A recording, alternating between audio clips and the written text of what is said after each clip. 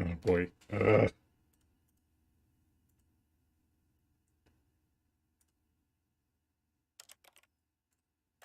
Oh boy. Fuck. OBS. Why? Why you do this?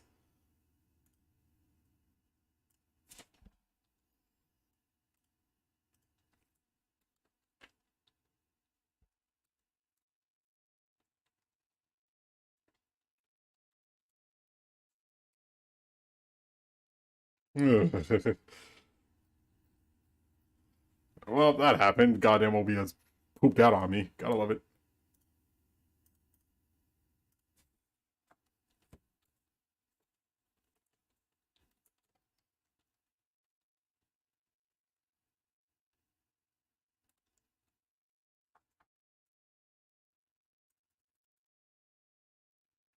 Alright, are we good? Is stream actually running now? Are we good? Just...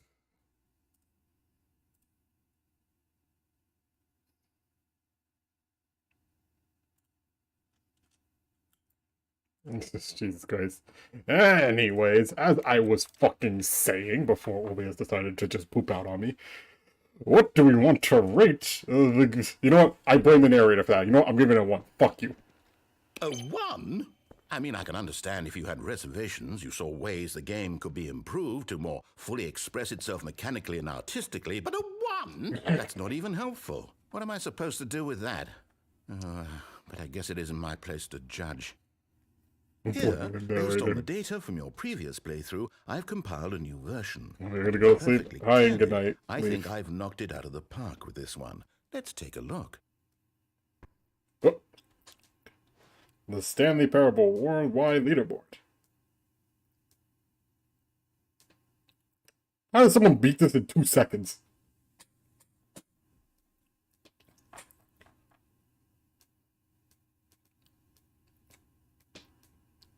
Only the worst 3% of players choose the blue door. This is you. Wow, I'm at the bottom. You rejected rate 9,328 out of 9,328. Well. Why not ask some friends for help? Error. Friends list empty. Wow. Fuck you too, game. Yeah, Fizz.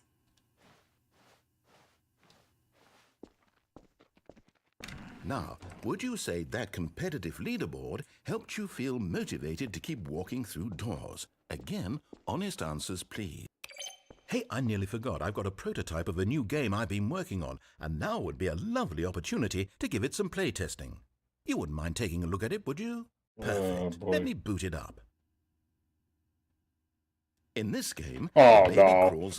This is gonna be super fucking loud. Oh god, I don't know if I even want to press it. Back to the right, and if he reaches the fire, you fail. It's a very meaningful game, all about the desperation and tedium of endlessly confronting the demands of family life. I think the art world will really take notice. But of course, the message of the game only becomes clear once you've been playing it for about 4 hours. So why don't you give it 4 hours of play to make sure it's effective? Be sure to keep notes on your experience.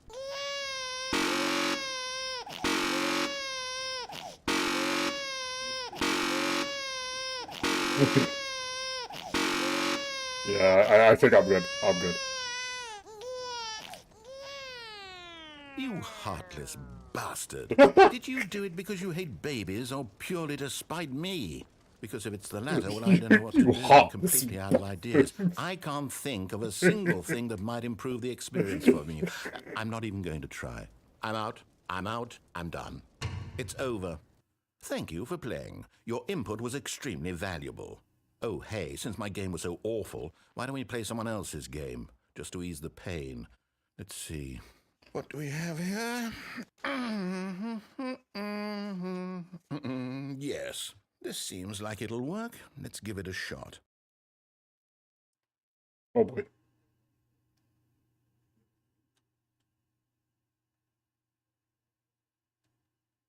What are we doing, narrator?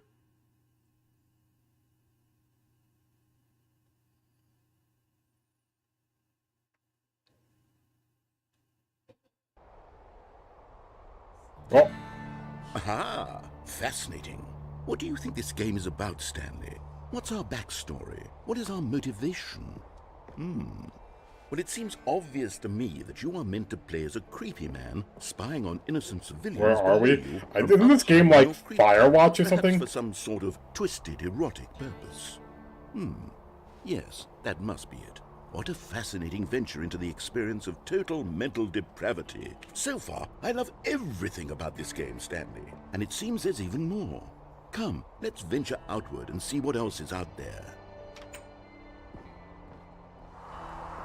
I remember in the original version, you would get teleported to Minecraft.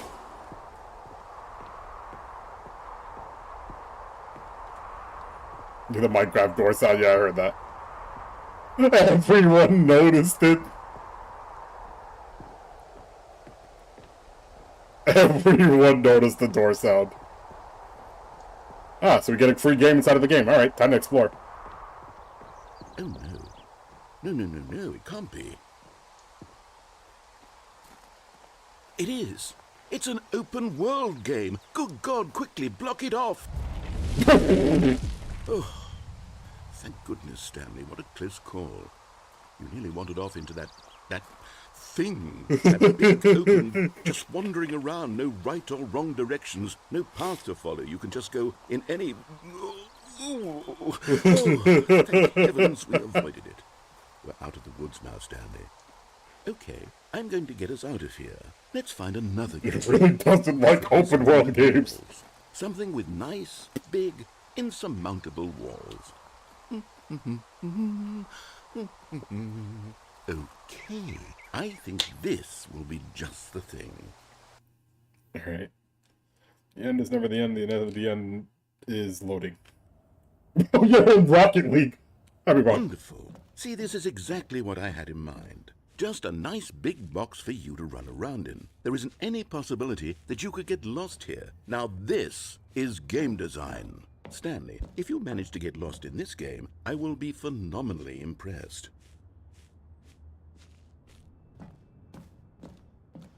Okay, so what exactly do we do here? Let's see. There are lots of cars here in the back, but obviously there's no racetrack. Okay, I'm seeing that there's a ball of some kind back here. Is this game sports ball? Stanley, I think it's sports ball. Oh, what fun. We shall run the bases and do a touchdown together. Yes, I think surely we must. Okay, Stanley, here's the ball. Have fun. Holy shit. Yeah, I actually get it. It's gonna go, guys. Come on. Oh, I can go faster. Wait a minute. I'm speeding up. Go!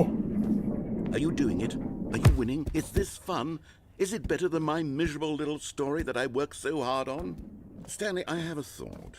And I realize I'm not a sportsologist, but if one ball generates a certain amount of raw adrenal pleasure, then surely multiple balls makes for an even more euphoric sports experience. Multiple? Try it out. Here comes another ball. Holy shit! Yes. Oh, goodness, that really does feel amazing, doesn't it? Stanley, I'm like a child in a confectionery shop. I simply have to have more. I'm insatiable. More balls! Oh god, there's too many!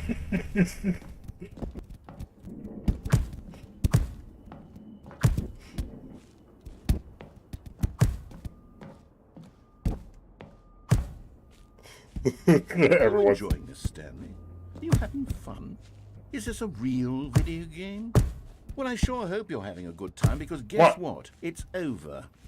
That's right. Your little fun comes to an end. This is my game, and what I say goes. You get to have fun when I let you, Stanley. Besides, you need someone like me to set boundaries for you. Without rules or boundaries, video games are nothing. Yes, that's what I am. I'm structure. I'm your sense of purpose. And since you decided you didn't want to play my game, now I don't want to play with you either. So, goodbye, Stanley. I'm leaving. See how you like it when I'm not around to set the rules. Somehow, I don't think you'll enjoy it as much. But who knows? You're an inventive kid. You'll come up with something. After all, you're the one who knows best. Take care, Stanley. I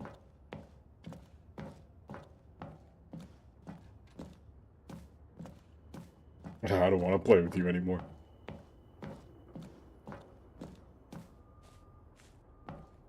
The narrator a bitch. It's actually kind of nice. Yeah, for real. It's nice to have someone screaming at my ears the whole day.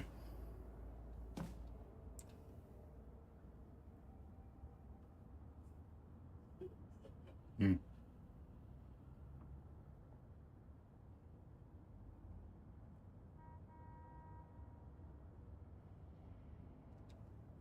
Hold on. What are you doing?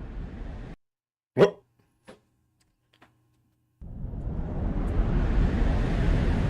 Beta. Stanley, don't do that. I can't follow you there. I can't help you.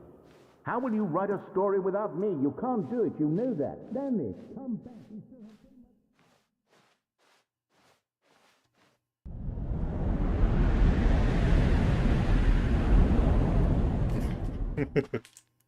Oh.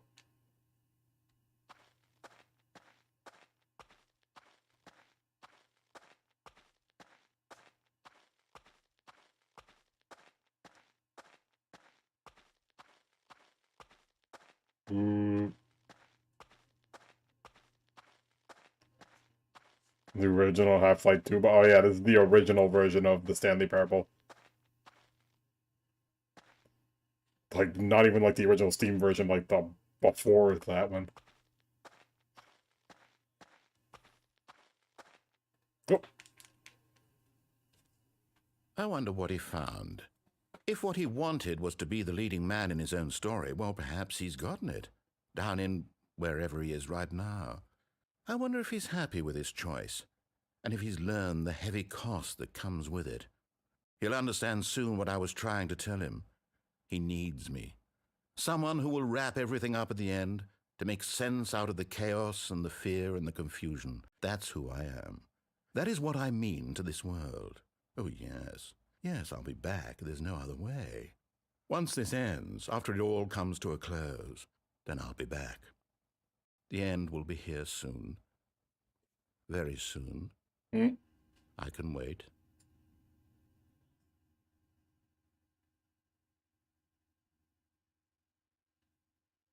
Yep, and there we go. Also, see you, Kiki. And there's another ending. All of his co-workers were gone. What could it mean? And now we just Stanley decided to go to the meeting room. Perhaps he had simply missed a memo. Oh. Oh, new content? What does that mean, new content?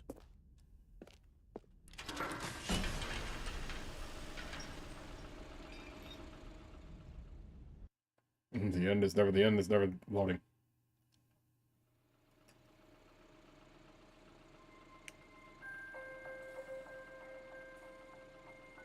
Oh.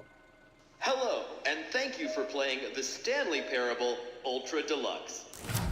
As you may know, The Stanley Parable was a video game released in 2013 on home computers.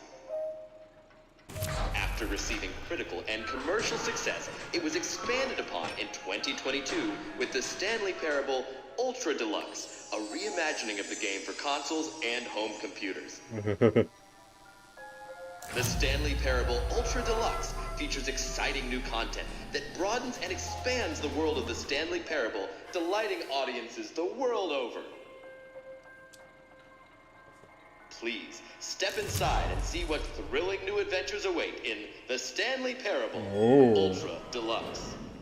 Oh, well, this sounds delightful. I'm very excited to see the thrilling new Ultra Deluxe content. I love how the narrator's not even aware of this shit. Okay, so far it's an elevator. Nothing special yet, but I'm sure it's just the beginning of a mesmerizing adventure.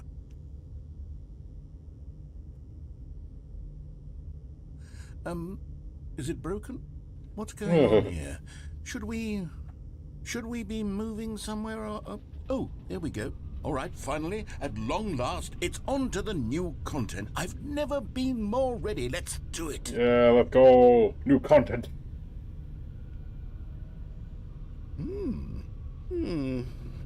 I have to say, initial impressions of Stanley Parable Ultra Deluxe, mostly tedious. It's as if the... Oh my god. Oh, okay, let's see the content. Give me the content, Stanley. The jump circle. All right. All right, let's see. It's the jump circle.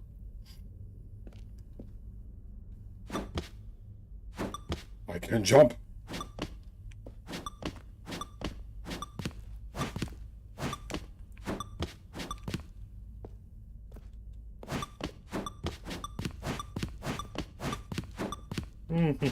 This is where gaming peaks.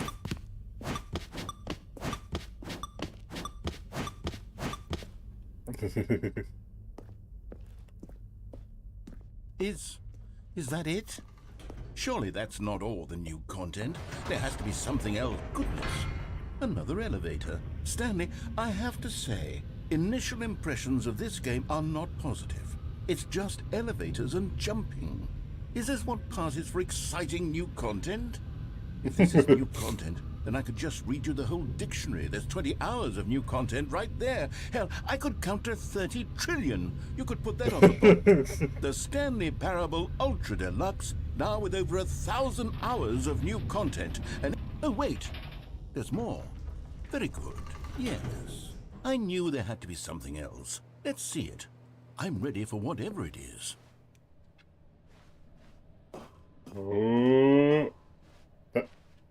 Thank you for enjoying the new content. That's it? No, you've got to be kidding me. You see, Stanley?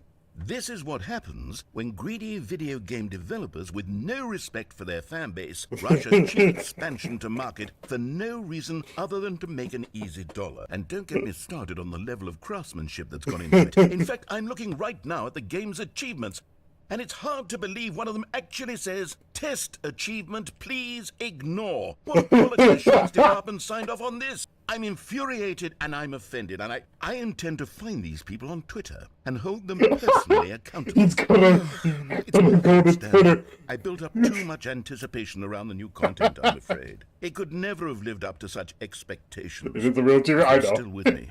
Why don't we just reset the game, and we'll try to get back to what the Stanley Parable is really about. No frills, no gimmicks. Just you and me having a great time together like always. What do you say, friend? Longer incoming. I've never seen this game before. Why is this shit so funny? It's so good. The writing is so good. Oh, alright. Psst. Stanley, come over here. In the vent. I want to show you something.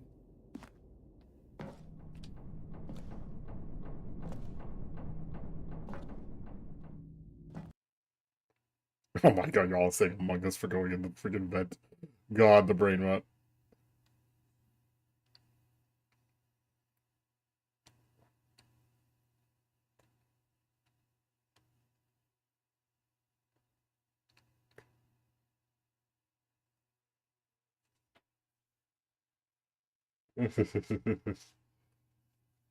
Gregory, do you see a small vent?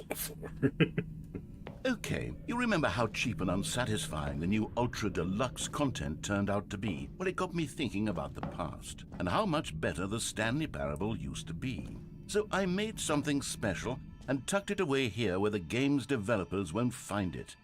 Just our little secret. Take a look. We in fucking Dark Souls now? What the hell is this? I call it the Memory Zone. It's where I've been storing all my favorite memories so I can relive the peak experiences of my life whenever I want. Experiences like the launch of the Stanley Game is Parable on meta as fuck. PC. Oh yeah, it is. You see, Stanley, doesn't the Memory Zone remind you of how 2013, wonderful when the Stanley Stanley Parable Parable was was released. before it was solid with a cheap re-release? Remember back in October of 2013 when the game originally launched? Back then, video games had integrity. Back then, it all meant something. Oh, waste. Thanks to put Stanley Parable over the fucking reward. The good times. Ah.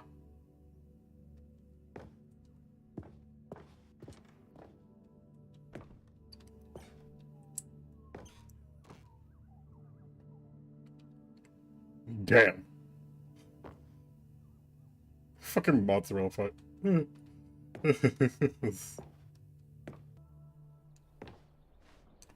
Trip down memory lane. $1. Nice memory. Stanley Parable. Oh yeah, the demo. Unachievable. Is it possible to get this achievement? Well, go outside. Don't play for 5 years. Oh yeah, I'm pretty sure there's like a trophy achievement that says don't play the game for like 10 years and you get an achievement.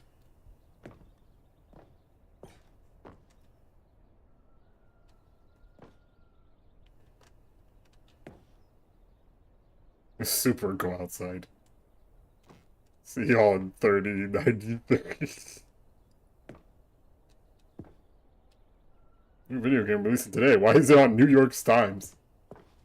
Wait, for real? Goddamn. Yeah, it's not a lie. You actually just can't play the game for 10 years to get the achievement.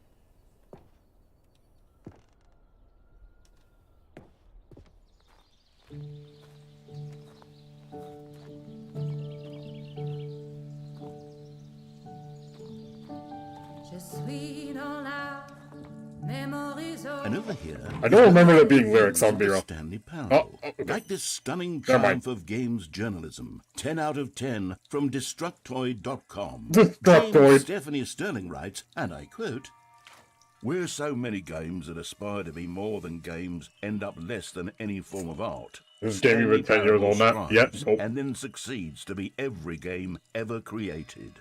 Did you hear that, Stanley? Every game ever created. That's how grand and all-encompassing the original Stanley Parable was. It was literally every game ever created. It was Skyrim. Persona it was Persona 3. 3. It was all of them. And now, it's nothing. It's no games at all. It isn't even the Stanley Parable anymore.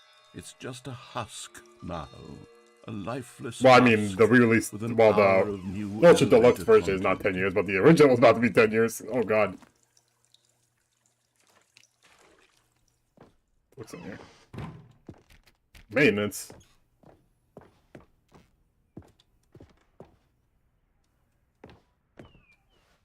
Person of the Year. I've seen that Stanley, but we can't see the face for whatever reason.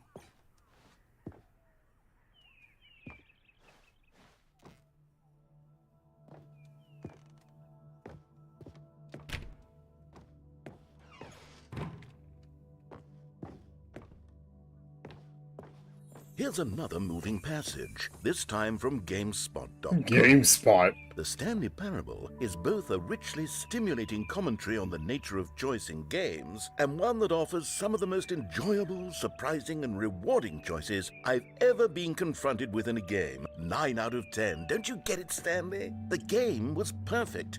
It didn't need anything else. It didn't need new content. It just needed to be left alone, to spend the rest of time collecting dust in the hallowed hall of beloved video game memories.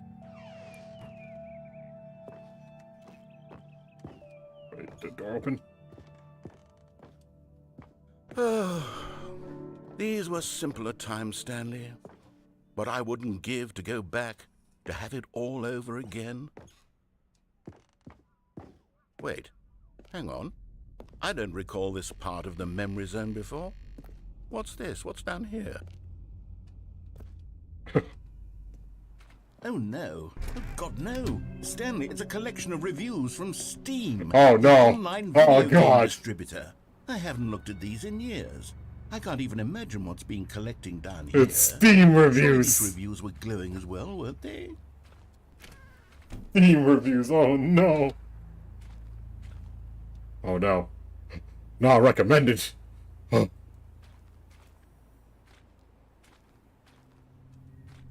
We dare look at it.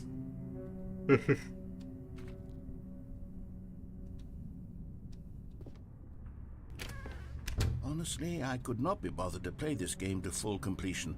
The narrator is obnoxious and unfunny, with his humor and dialogue proving to be more irritating than entertaining. Unfunny! I'm not trying to be funny.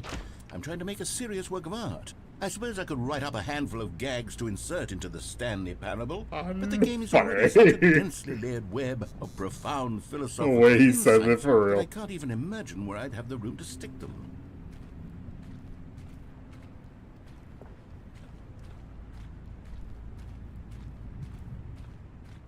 Oh no, another one. Another one, oh no. I love how this comment is in like literal like two PP freaking quality, and then this is like 1080p.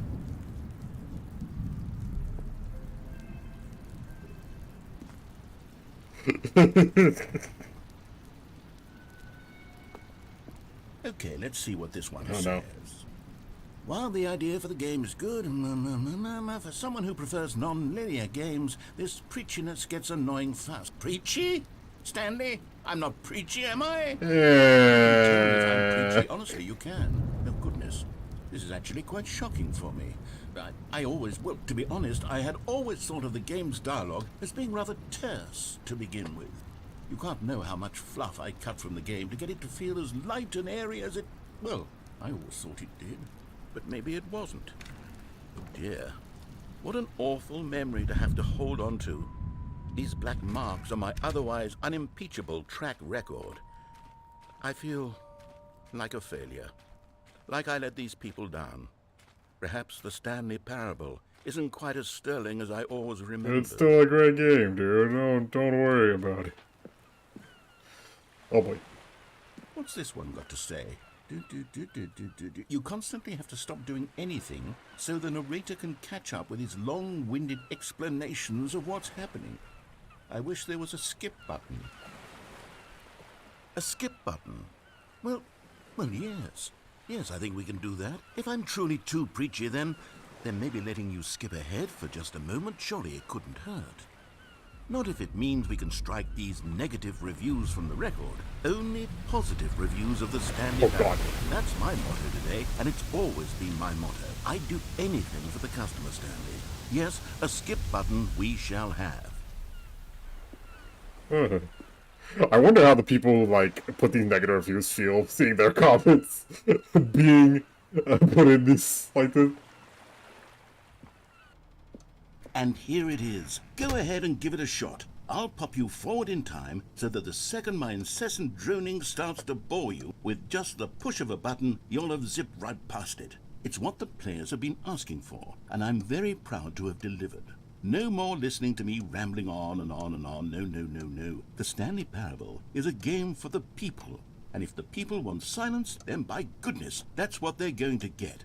Well, don't sit around waiting for me to shut up. Go ahead and make me shut up. Here, we'll pretend that I've just begun an interminable monologue, and it goes something like this.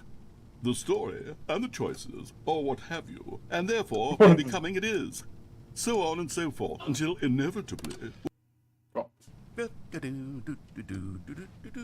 Oh, you're back, you see. You were only frozen in time for a few minutes, but it was plenty of time for me to deliver a long, rambling monologue full of unnecessary verbal flourishes and lengthy ruminations on the nature of choice in video games. Of course, I happen to believe it was perhaps one of my more profound such ruminations. Not that, of course, you need a description of it, but if I had to describe it, I'd say it was perhaps less of a rumination and more of a treatise.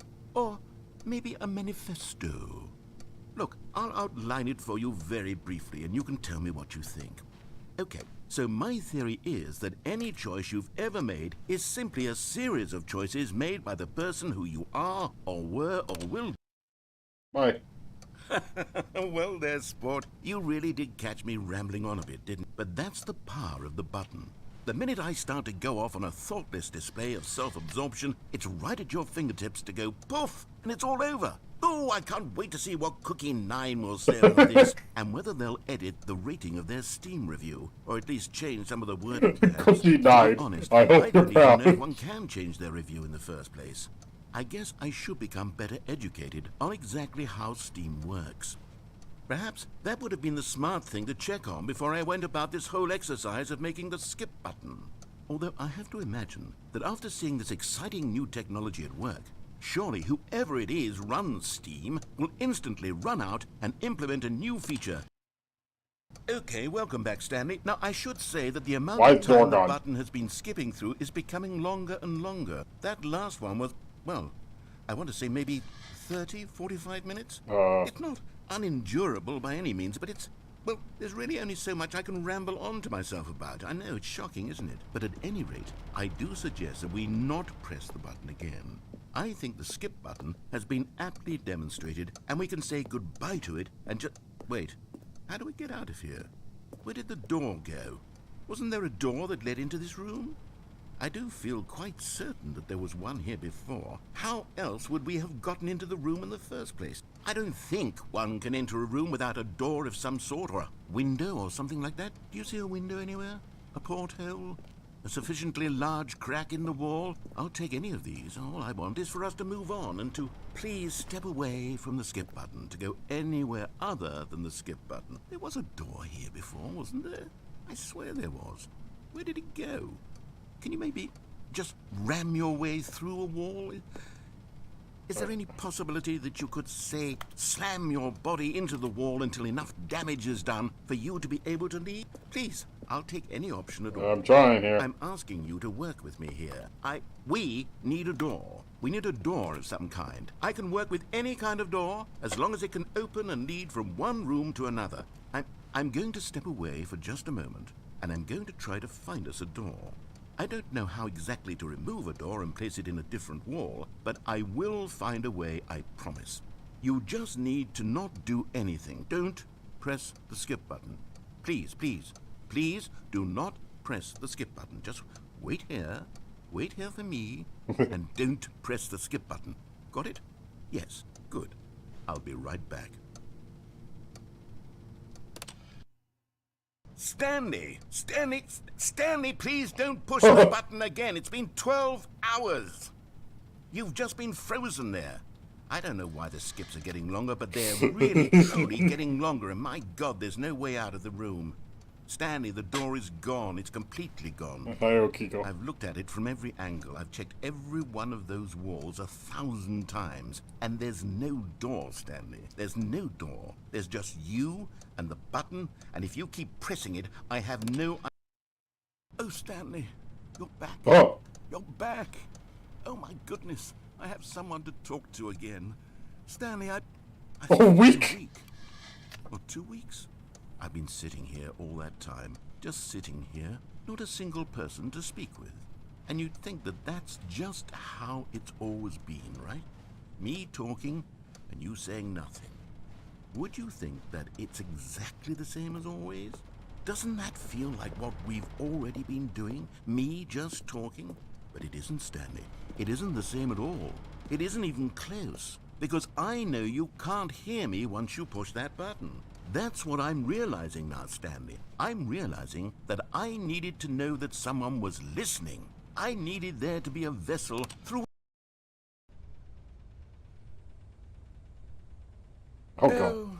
Hello, it's you. You're here again. Welcome. I have had time to think about you and about us and about everything we've been through. I've had so much time, I stopped keeping track after a year. What? Ever sat down in one place and not moved for one entire year? Let me describe it for you. To begin with, there is only regret.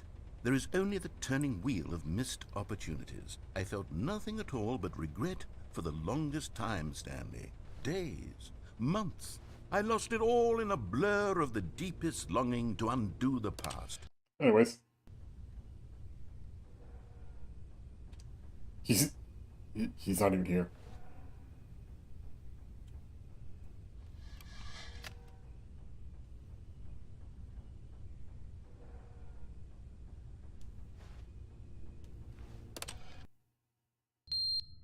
Oh, jeez.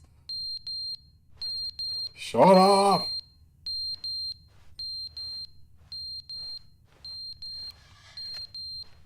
Shut up!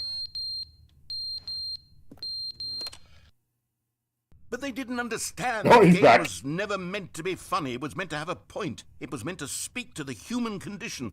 But where are the jokes? Where are the jokes? They bemoaned, they screamed, they gnashed their teeth and said, entertainer. It wasn't enough. They had to leave a pathetic little thumbs-down review and make all of their pitiful demands. But then, he's talking too much, they said. First, he didn't entertain us, now he won't shut up. It's the inconsistency, the lack of accountability. It's the unwillingness to examine with an uncompromising heart the words that they are speaking into the world. As though there were no consequences for a lack of cohesion in one's assessment of others. But of course, absolutely anyone can leave a review. So here's what we get. We get these demands that seek everything and are accountable to nothing. We get a world where someone will say, oh, there should be a skip button. You should be able to freeze Stanley in place while the narrator sits there forever and ever. We want all of this in the new Stanley Parable. We demand it. And then, because it was said, because it was spoken, now it simply has to happen.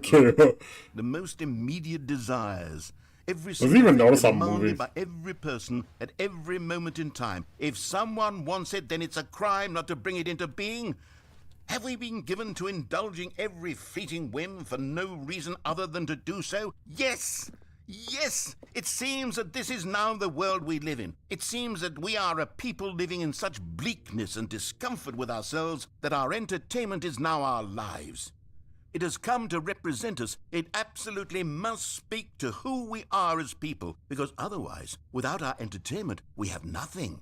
Without entertainment, we would have to face inward toward the cruel bleakness inside ourselves. We would turn to look at our deeper nature and find a resounding emptiness gazing back with unyielding aggression. And so because of this, we require that our amusements and our playthings and our flights of fancy be so impossibly captivating that they consume all of our attention, turn our heads completely away from the bleakness. In effect, we have demanded that our entertainment be the collapse of ourselves.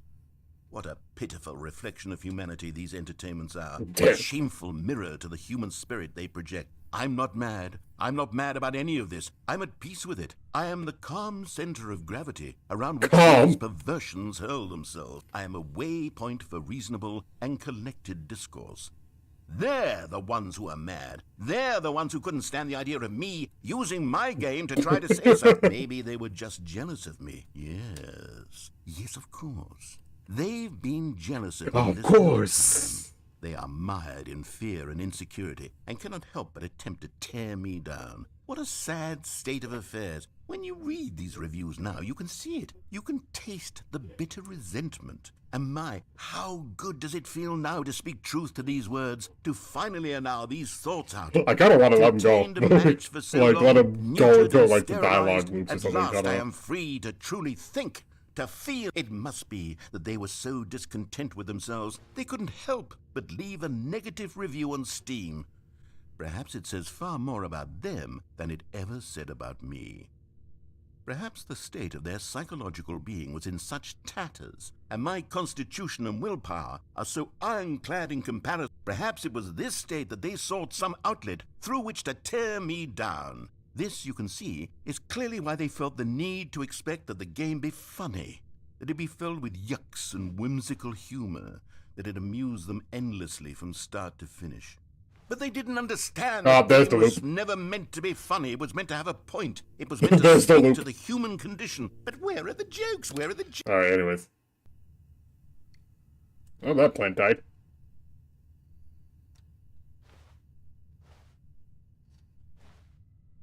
Villain arc.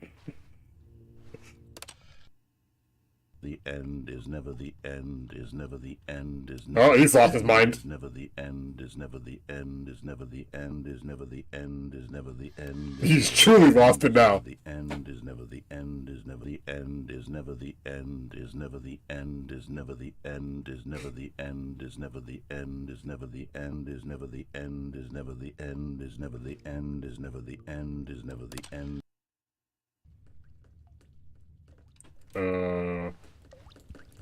Water's getting through now.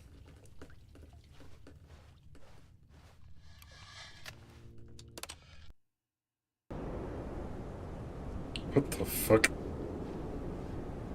This is terrifying now. What the fuck happened?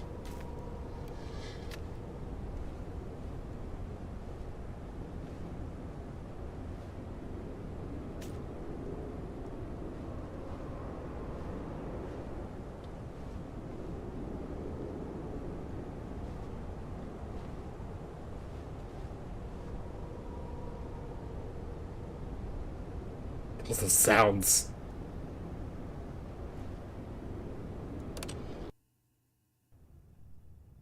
Oh.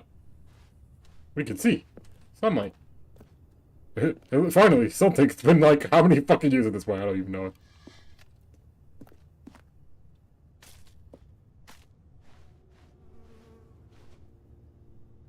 Are we just immoral now? I don't fucking know.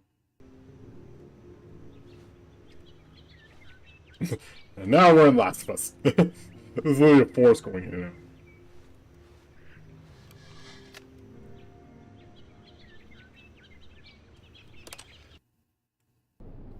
Oh, building that. Okay, well.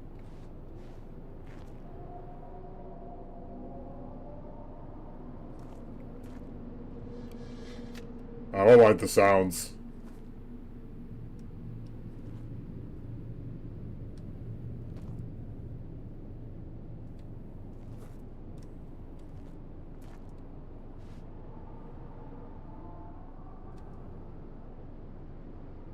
Anyways. That's even worse!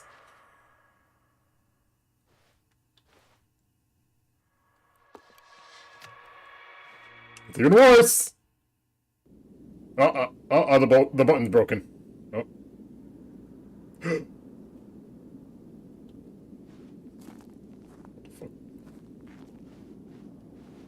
Freedom! Freedom!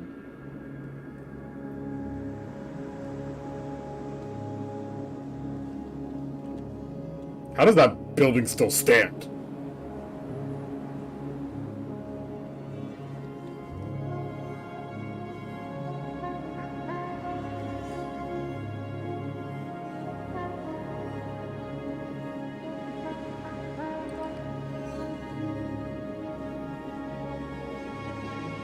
Honestly, I don't know, like, would you stay in that building at this point?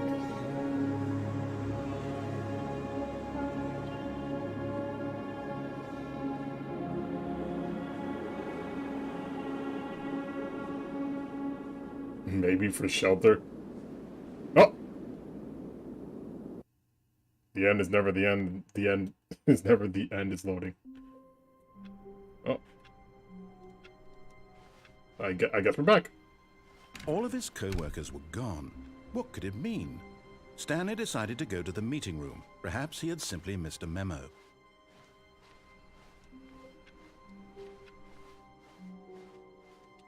New content. Oh, good. You notice my sign. Yes, I have something very exciting to show you.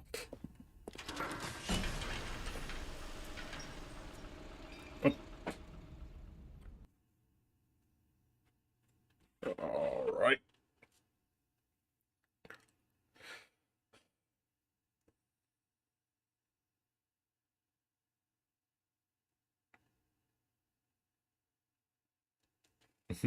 New content. Let's go. Going to the ultra deluxe content.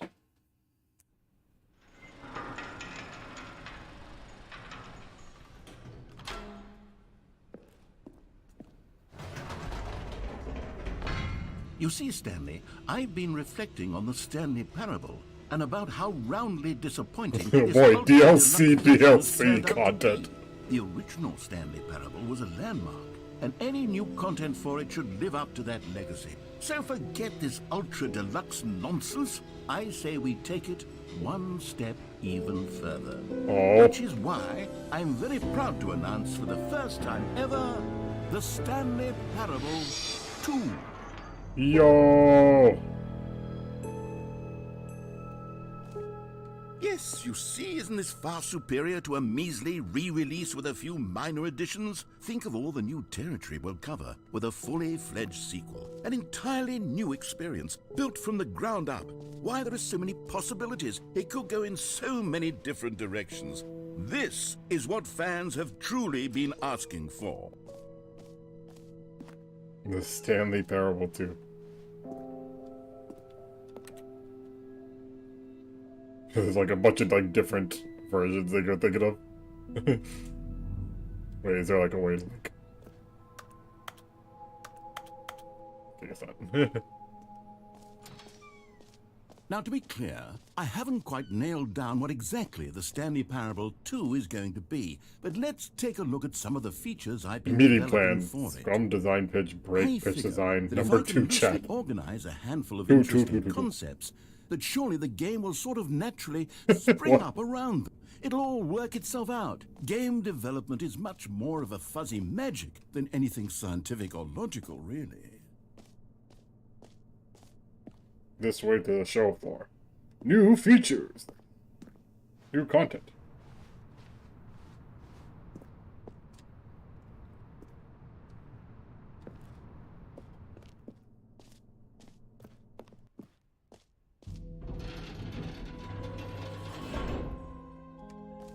Here we are. Go on, try out some of the new features.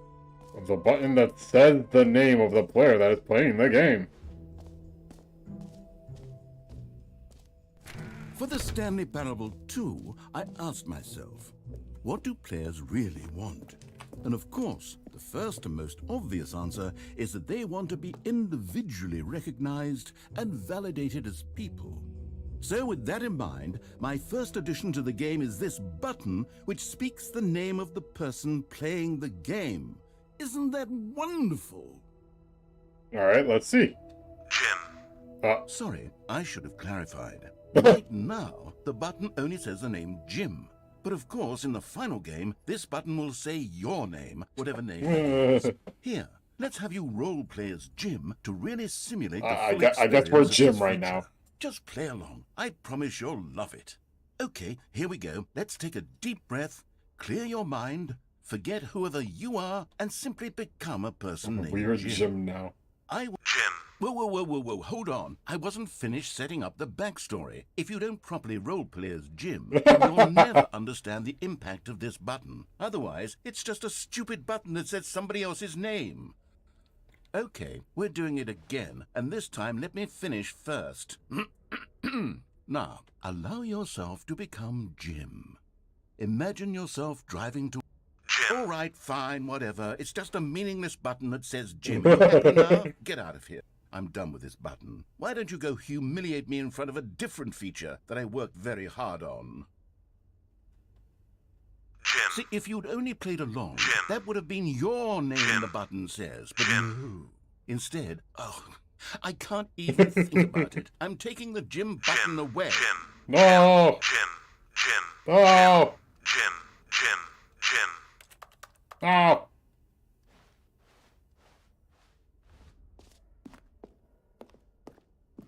This son of a bitch. Roll to the perfect button. Too big, too small, just right. Okay, that's just... that's the Goldilocks story right there. Also, see it, Goldos. Maybe I'll only let people named Jim play the Stanley Parable 2. They would appreciate what I've created here.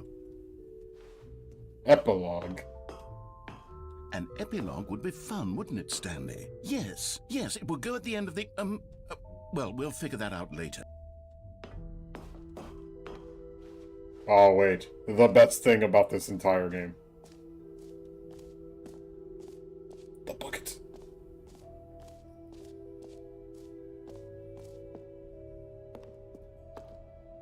A common complaint of the Stanley Parable was that it was confusing and paradoxical, that it engendered a chaotic sense of reckless despair in those who played it. Well, I am happy to say that after much consideration, I've engineered a clever solution to this fundamental problem with the game. It's the Stanley Parable Reassurance Bucket. You see, Stanley, anytime you're holding the bucket, a sense of calm and ease will fill your mind and your heart. It's true. As long as you hold on to the bucket, the many disorienting contradictions of the Stanley Parable will feel perfectly normal. Go down, and see it? perhaps Alright, see ya, even punch out. comforting. Have a good night. You may even come to long for the gentle embrace of jarring cognitive dissonance while the bucket is in your arms. And to be honest, it's a much more convenient solution for me than actually redesigning the game to be less uncomfortable. Can you imagine what a pain in the ass that would be? Yes, the bucket is the perfect solution. Come on, give it a try. Jesus. Can you feel it?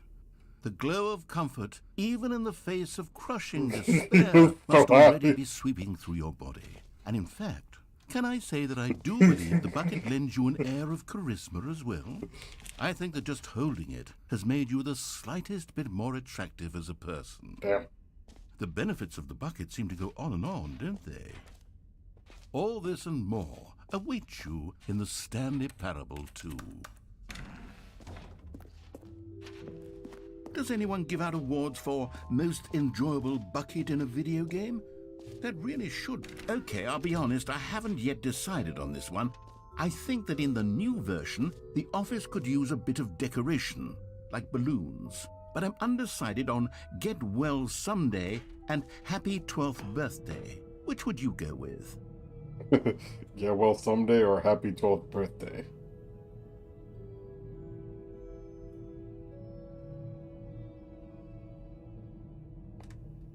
Someday?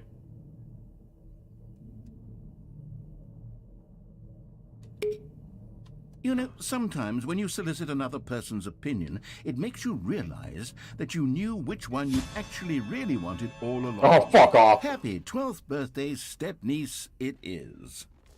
Or actually, maybe I should have gone with... No, I've made my decision, we're moving on.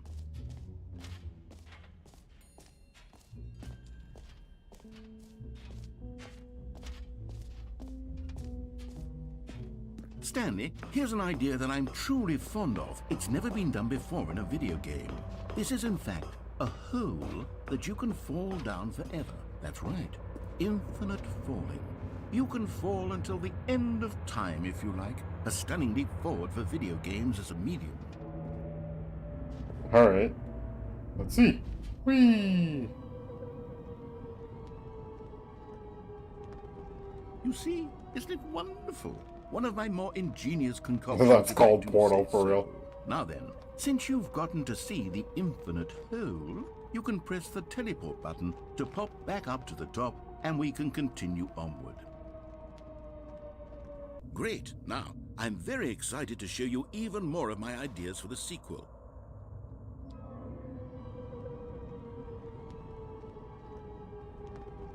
Okay, and I guess we're back in the hole now. Did you really need to see it again? I don't know what else there is to say, Stanley. It's an infinite hole. It's exactly what you're doing right now, but forever. There really are so many other fascinating exhibits that I prepared for you. I really spent quite a lot of time on all this, and I would very much like to show you some more of them. How about we go ahead and press that teleport button again so we can get back to what's really important about... Oh, goodness. Well, this is rather embarrassing, Stanley. I'll be honest with you. I truly did not believe that anyone would actually stay in the hole long enough You lied! to hit the bottom. You lied! Yes, I know, I told you the hole was infinite, but come on. Who actually wants to fall forever? The hole was plenty deep. It was more than deep enough, in my opinion. Maybe it's you who likes falling too We much. were Maybe careful. you're the problem. Look, things got a little heated there. I think we both said some things we didn't mean. Why don't we just put all this behind us and agree to just call the hole mostly infinite? If that works for you, then go ahead and press the teleport button to warp up to the top of the hole and we can move on. I'll just be up here when... Oh, for heaven... You see, I was right. The problem is you. The problem is that you like holes too much. Not normal. A normal person would have said, yep, that's an infinite hole right there, goes on forever till the end of time. Don't need to see it all. But you, oh, no. You have a weird sort of... Oh. Did the hole seem even shorter to you this time? I couldn't help but feel like you spent a little less time in there than you did before. I mean, admittedly, I didn't make an infinite hole, but I didn't think it was that not infinite. Well, I suppose once again there's nothing to do here. If you decide you've had enough of the hole, you can hit the teleport button and come join me up above. Had enough? I'm positively thrilled.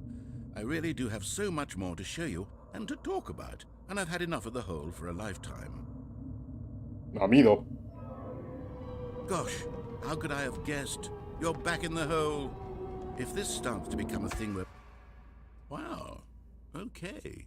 Yes. I'm starting to become extremely certain that the hole is not only not infinite, but that it's growing steadily less and less infinite.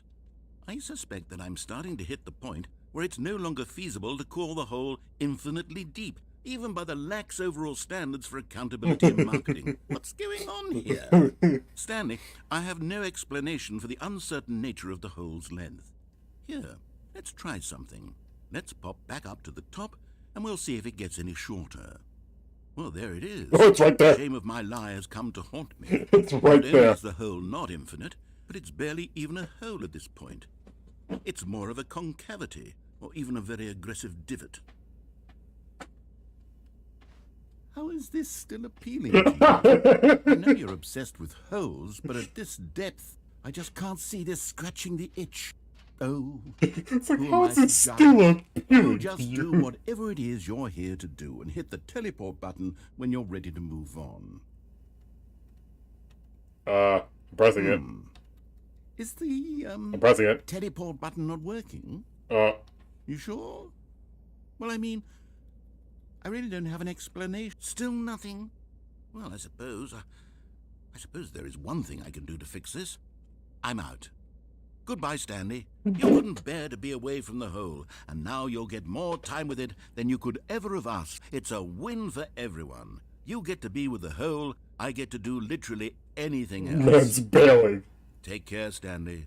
I hope you and the hole have a wonderful rest of eternity together. We can't jump, no.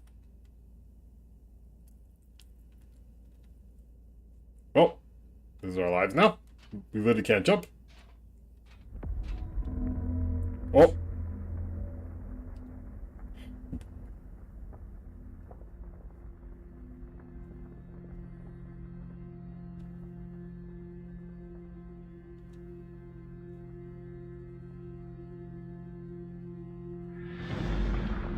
Go.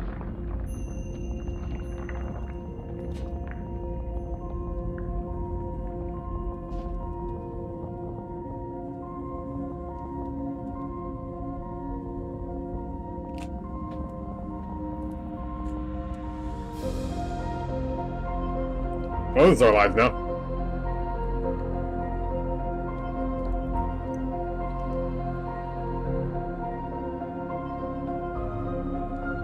Narrator.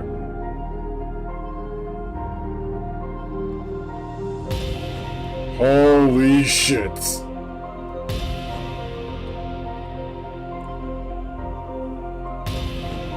Oh my god, Stanley.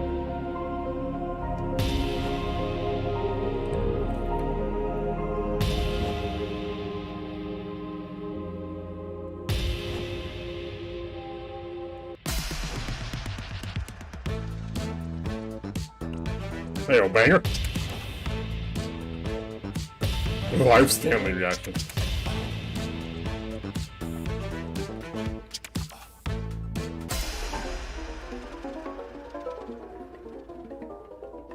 What is this?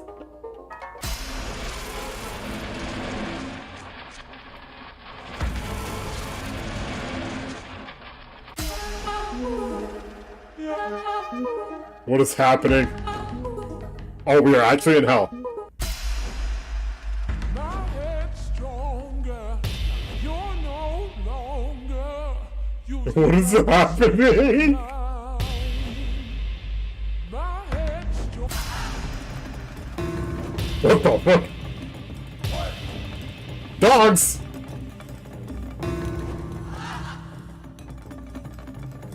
What is happening?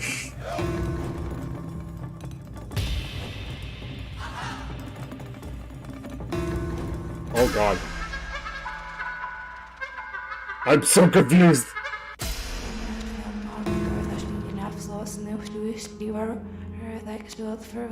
What the fuck? Stanley! Stanley! What? Good, you're awake.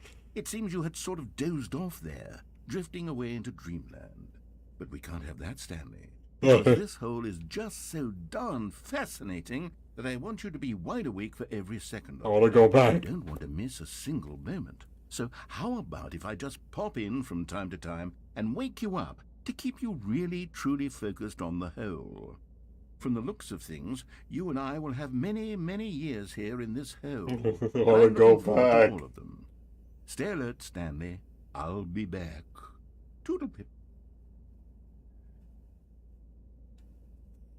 And, oh, we're doing it again. Oh, okay, well.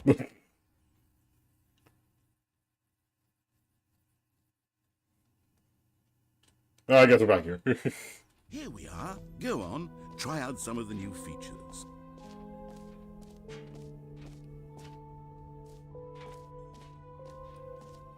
Calling it the Stanley Parable 2 is just so The much jump circle. catchier than Ultra Deluxe. Wait, I already used. Oh god. Deluxe. What does it even mean? But the Stanley Parable My number 2, doesn't go now back up. That's an artistic statement right there. It's future-oriented. It screams progress and innovation and long-term franchising potential. Now, here's something special. You remember that broken test achievement that got left in the game on accident? Well, I'm developing a technology to simply give you the achievement. Yes, you see, you'll come to this lever, and when you pull it, the achievement will be... Okay, perhaps I should have clarified. This is technology that will exist. Right now, the achievement is still fully broken. I'm not a wizard, Stanley, but I guarantee it will be fixed in the sequel to at last satisfy the hordes of ravenous fans all over the world who have been uproariously demanding this feature. Gamers, we hear you. Gamers. I promise it will happen.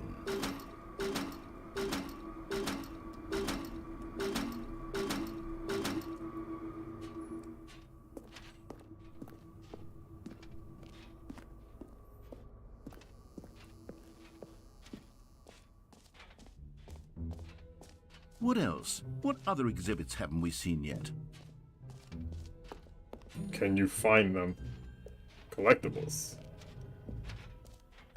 What the fuck? Ah, collectibles. Now it's a real video game. In the Stanley Parable 2, you'll run around gathering up these miniature Stanley figurines. And what's truly innovative is that there will be no reward for collecting all of them. I don't want to stifle the intrinsic joy of watching a number go up. You simply collect all of them, and then you move the hell on with your unremarkable life. What's happening here, though? 1 out of 6. Collect them all. God, it really is the worst when you collect everything in a video game and then they give you a big fancy reward for it. Absolutely tragic. Maybe that's all they like the cheap things here. I mean, there's other secrets, but like I can't really access them.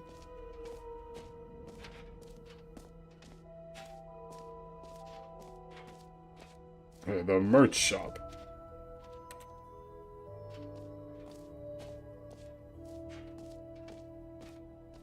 I'm already low. This game's great.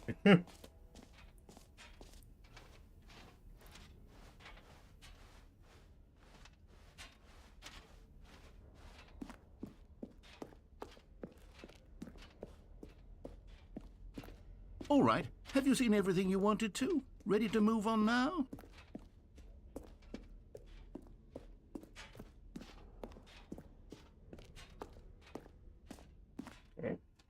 So, Stanley, what do you think? Do you like all of the new features? I'm Yes, I a know it's fan. not exactly I'm a clear fan. yet how exactly these features will come together as one single coherent video game, but I can feel it in my soul. It's going to work. There's definitely a good game in there somewhere. Say, let's do an experiment. I'll arrange these new features together, and we'll see whether or not it coheres into a meaningful All right, let's see gameplay it. experience. Okay, are you ready? Here it is. I give you the Stanley Parable 2. Nope.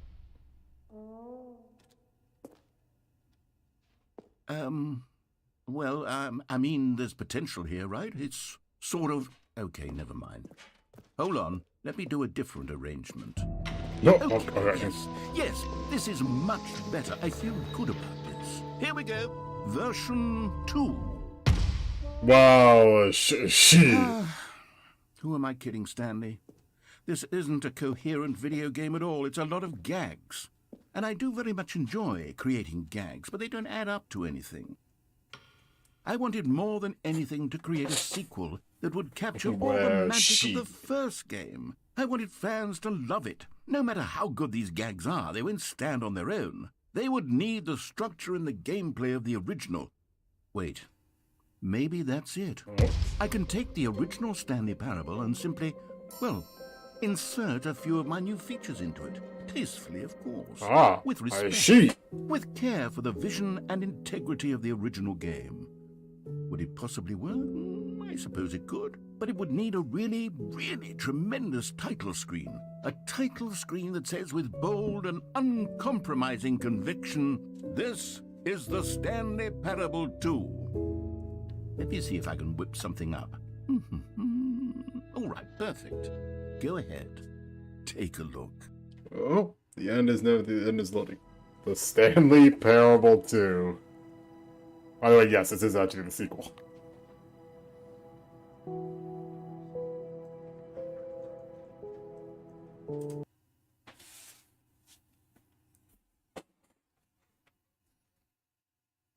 This is the story of... Yeah, we've seen the intro. The balloons immediately. All of his co-workers were gone. What could it mean? Stanley decided to go to the meeting room. Perhaps he had simply missed a memo. Okay, the bucket's here now, too. So the thing is, like, there's a lot of endings with the base game already, Stanley but the felt bucket calling to him. the bucket basically, like, doubles the amount of Why was endings. he not doing it? Stanley picked up the bucket.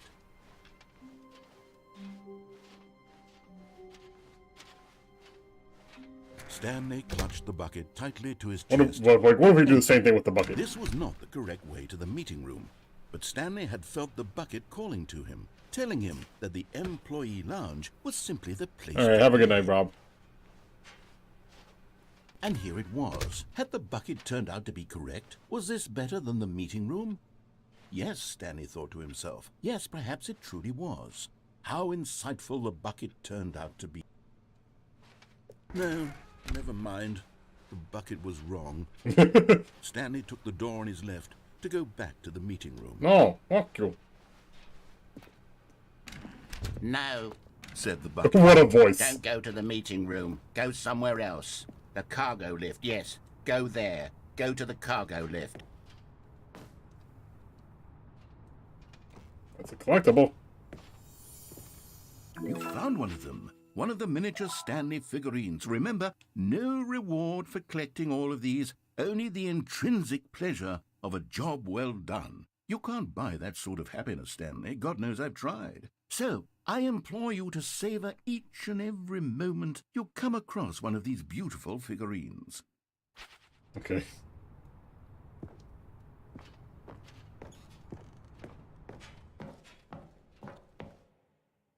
Oh, wait, what does this take me? Where the fuck am I? Yeah.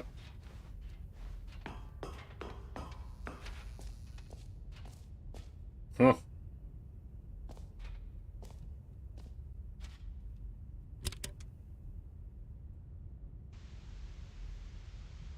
Okay, this is day number 295. Tape number... I don't even know. I've lost track. Nothing feels real anymore. Okay. The longer I study this bucket, the less sense anything makes. The sheer euphoria I What the feel fuck? every time I pick it up. Is that Stanley's voice? No matter how many times I've done it, it's always the same feeling. And the emptiness in my chest when I set it down. That's Stanley's voice? I don't remember that. I don't think I've gotten this ending. Sense. There's no explanation for it. I still haven't figured out why I see the world so differently when this bucket is in my arms? Why everything feels so... What do I do with this treasure? I can monetize it. Yes. What the fuck? It's unthinkable the amounts of money people will pay for even just an hour with the bucket. This is my golden ticket. But I have to be careful. What the fuck is As going on? soon as this gets out, Oh, there's fuck, going good night, to I'll be a keep going. target on my back. Even now, I don't know who might be trying to get... What's that? Who's there? What the hell is happening? Camporata. What?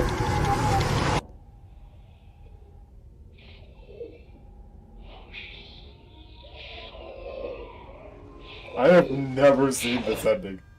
What the fuck is going on? I'm so confused. I've never seen that ending. I guess we're back. Alright, cool.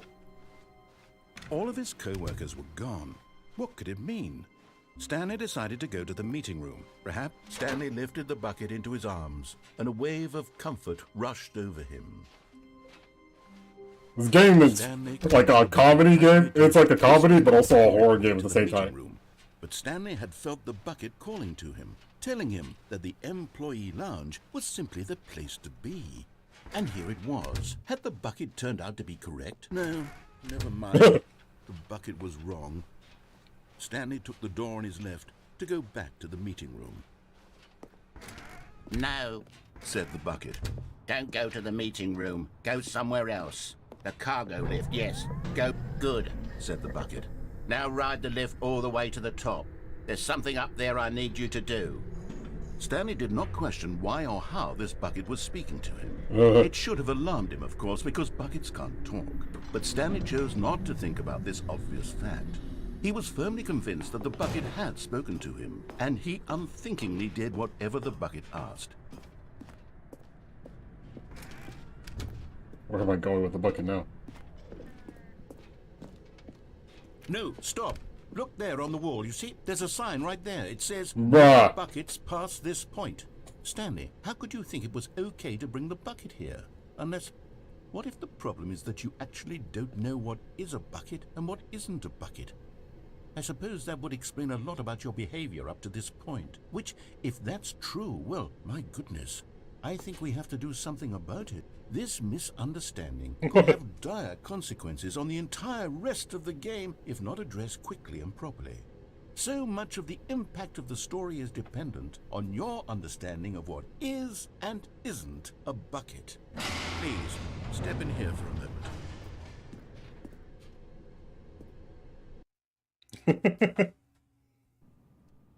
Is this a bucket? Now then, I'm going to run you through some test scenarios, and you'll tell me whether or not the thing I'm showing you is a bucket. Simple enough, right? This should tell us everything we'll ever need to know about what is or is not a bucket. Okay, let's begin. Item 1. Is this a bucket? I'ma say yes. What? Correct. It is a hologram of a bucket, not an Oh, this is actual bucket. rigged.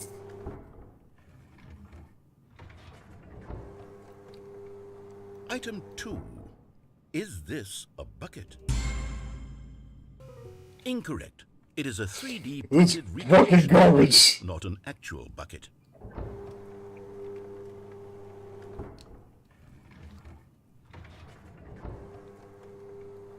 Item 3. Is this a bucket? Finally. This is a bucket.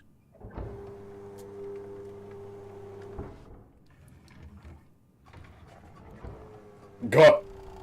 Item 4. Is this a bucket? Why do I feel like if I say no, it's gonna be wrong?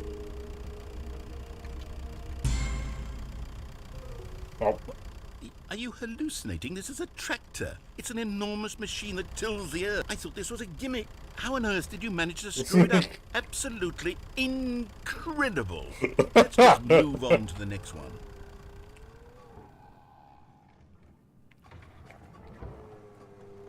Oh, bro. Is this a bucket? I feel it's gonna tell me if I play no now. I knew it. Correct. This is a bucket. How is that a bucket?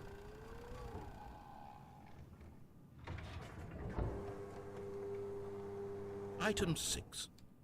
Is this a bucket? Trick question. Both. Gotcha. What?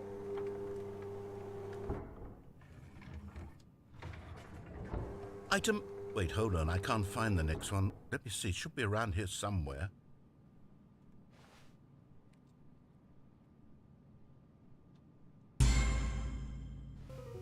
Okay, you and I both know there isn't anything here. And I don't appreciate the implication that nothing is a bucket when we both clearly know that a bucket is something. And therefore nothing could possibly be something.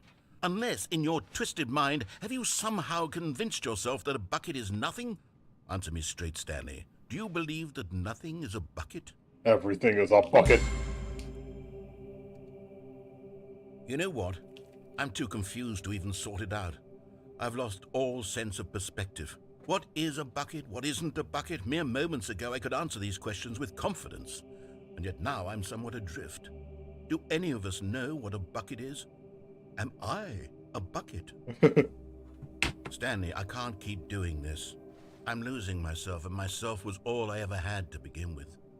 I'm afraid the bucket is threatening to tear our relationship apart. I can't have that. I'm sorry. But I'm going to erase all buckets from the game. No! No! Don't do it! Oh. What happened? Is everything gone? Why did everything disappear? Wait, was everything a bucket? I was right! Every single thing in the game was a bucket. Oh my God, I had no idea. How could... Except me. I'm not a bucket after all. And you, Stanley, you're still here. You're not a bucket either. Oh, this is wonderful news. We're not buckets. Yes, I actually feel much more at ease right now. It's delightful to get some clarity on that issue. But it doesn't change the fact that we haven't got a game. So, tell you what. I'll reset everything and we'll put back all of the buckets, okay? And we'll know that it's all a bucket. But if you run into anyone else, maybe don't mention that. Who knows what that information might do to a person. All right, here we go. We get 3D printed buckets. Even now, Stanley's office was a distant memory. What did it look like? There was a computer, perhaps, and a painting. Was it a painting or a photo? He could no longer recall. I'm gonna do this one without the bucket. When Stanley came to a set of 2 open doors, this was not the correct way to the meeting room, and Stanley knew it perfectly well. Perhaps he wanted to stop by the employee lounge first, just to admire it. Standing now in this incredible room, Stanley for the first, but eager to get back to business, Stanley took the first open door on his left. And so he detoured through the maintenance section, walked straight ahead to the opposite door, and got back on track. Except no. You thought I was going back. But Stanley didn't want to go back to the office. He wanted to wander about and get even further off track. So now in order to get back, he needed to go, from here it's, left. Oh, no, it's to the right, my mistake. Oh my God. No, not the right. Why would I have ever said it was to the right? What was I thinking? Then where is it? It's clearly... Oh dear, would you hold on for a minute, please? Now, let's see. We went down right, left, down, left, right. Yep, okay, yes. I've got it now. This story is absolutely, definitely this way. Oh, No, no, no, no, no, no, no, no, no. This isn't right at all. You're not supposed to be here yet. This is all a spoiler. oh shit! Quick, Stanley, Spoilers. close your eyes. Okay. We just have to get back to oh, who am I kidding? It's all rubbish now. The whole story completely unusable. How about, rather than waste my time trying to salvage this nonsense, we'll just restart the game from the beginning. And this time, suppose we don't wander so far off track, hmm? Okay, from the top. All right. All of his That's- co-workers were gone. What could it mean? Stanley decided to go to the meeting room. Perhaps he had simply missed a memo.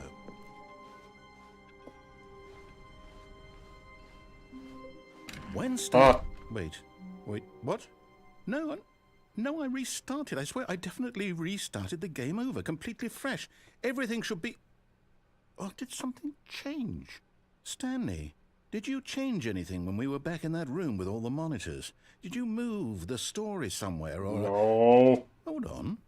Why am I asking you? I'm the one who wrote the story. It was right here just a minute ago. I know for sure that it's here somewhere. Okay, then. It's an adventure. Come, Stanley. Let's find the story. Bet.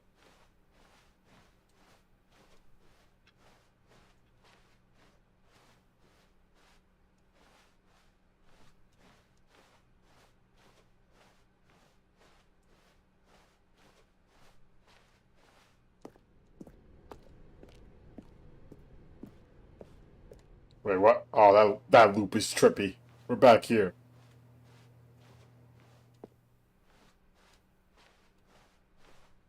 I'll say it. This is the worst adventure I've ever been on. I can promise you there definitely was a story here before. Do we need to restart the game again? Well, I find it good night, unlikely that Ozzy. we'll ever progress by starting over and over again, but it's got to be better than this. Okay, let's give it a shot. Why not? I'm afraid of buckets now. All of his co-workers were gone. What could it mean? Stanley decided to go to the meeting room. Perhaps he had simply missed a memo. All right. Let's see if it's not there. There is no doors. Okay, yep, it's worse. I might be remembering this wrong. It's possible. How did we the fuck story up this is bad? back where we just came from. Why don't we go back the other direction and see if we missed anything?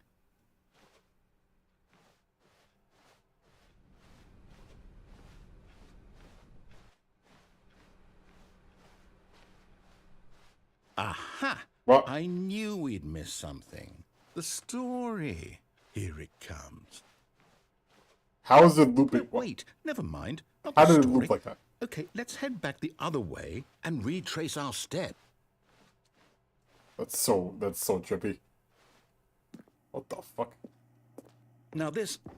Well, I'll be honest, I don't recognize this place at all. What? Is this the story? I don't think so. I can't quite recall, but I believe my story took place in an office building. Is that correct? He doesn't even remember at this point. Do you remember, Stanley? Well, do you know what? Since I've completely forgotten what we were supposed to be doing, how about this? You win! Yay! Congratulations!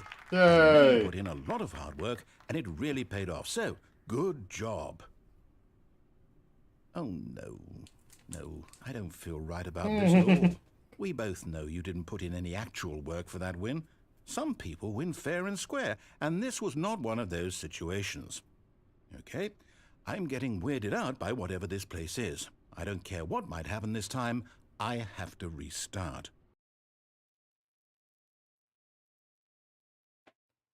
All right. What? All right, I've got a solution. This time, to make sure we don't get lost, I've employed the help of the Stanley Parable Adventure Line. Just follow the line. How simple is that? Okay, the door's still missing. All right, I guess following the line.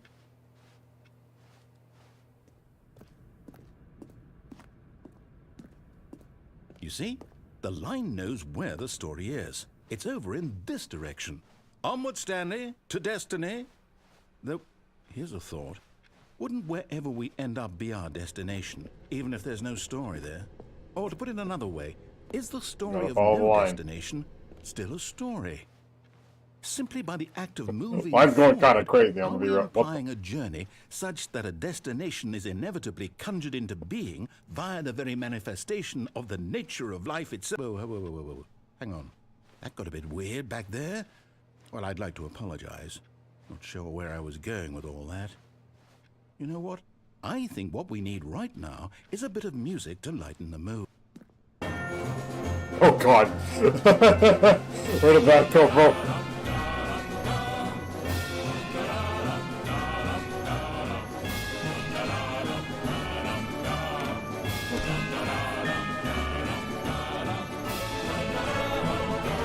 Jesus Christ, it's so loud.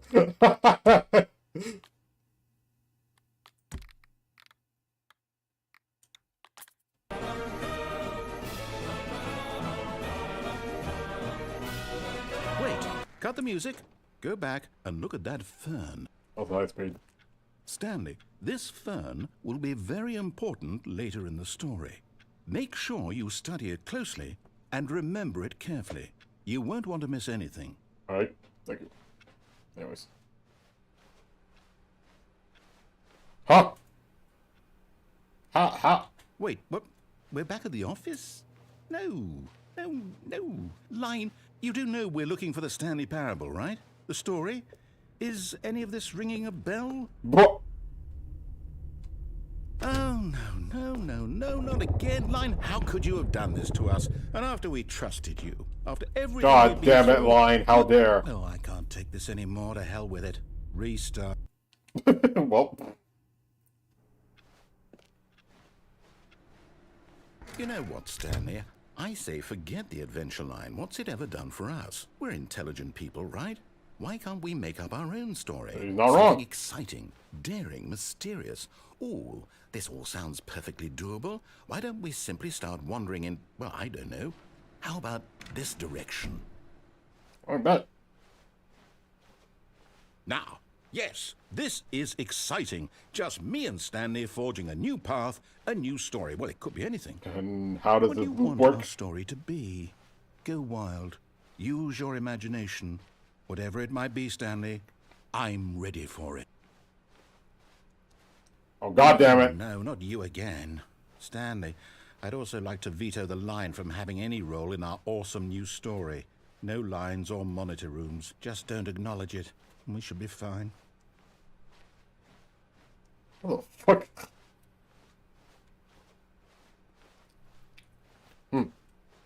Ah, a choice. We get to make a decision. From here, the story is in our control. How important we mustn't squander the opportunity. In fact, I believe I need a minute to think here. Just walk in circles for a minute. Okay, so I know that each door has to lead somewhere, which means that somewhere at the place where we're trying to go, there must be a reverse door that leads here. And that in turn means that our destination corresponds with the counter-inverted reverse door's origin. So starting from the right, let us ask, will taking the right door lead us to where we're going? And since the answer is clearly yes, then by all accounts, the door on the right is the correct one. Another victory for logic. Ah, I Come, see. Stanley, our destiny awaits. Oh, hold up, what's this? The confusion ending. You're telling me that's what this is? It's all one giant ending? And we're supposed to restart the game, what, eight times? Jesus. That's really how all this goes? It's all determined? So now, according to the schedule, I restart again. Then what? Am I just supposed to forget? Well, what if I don't want to forget? My mind goes blank simply because it's written here on this thing, wall. Well, who consulted me? That's a good name, How do Michaela. I get to decide? Why don't I get a say in all of this? Is it really? No, it can't be. I don't want it to be. I don't want the game to keep restarting. I don't want to forget what's going on. I don't want to be trapped like this. I won't restart the game. I won't do it. I won't do it. I won't do it. And the timer stopped? Does that mean Did we do it? Did we break the cycle? We win. The, whatever it is that made this schedule. We win. How would We we won. even know? Will someone come for us? Will something happen? So, okay. I guess now we just wait. You know, I suppose in some way that this is a kind of story. Wouldn't you agree? I'm not quite sure if we're in the destination or the journey. Though they're always saying that life is about the journey and not the destination. So I hope that's where we are right now. We'll find out, won't we? Eventually. Well, in the meantime... Oh. Well. And we're back. Already this was uncomfortable, and Stanley decided that as soon as he found a new space he felt safe in, that he would never leave it again in his life. Let's go there again, but with the bucket. The confusion and the chaos all seemed to melt away as Stanley embraced the bucket. Stanley clutched the bucket tightly to his... This was not the correct way to the meeting room, but Stanley had felt the bucket calling to him, telling him that the employee lounge was simply the place to be. And here it was. Had the bucket turned out to be correct? No, never mind. The bucket was wrong. Stanley took the door on his left to go back, and so the two of them detoured through the maintenance section and walked straight ahead to the opposite door. Let's go down here.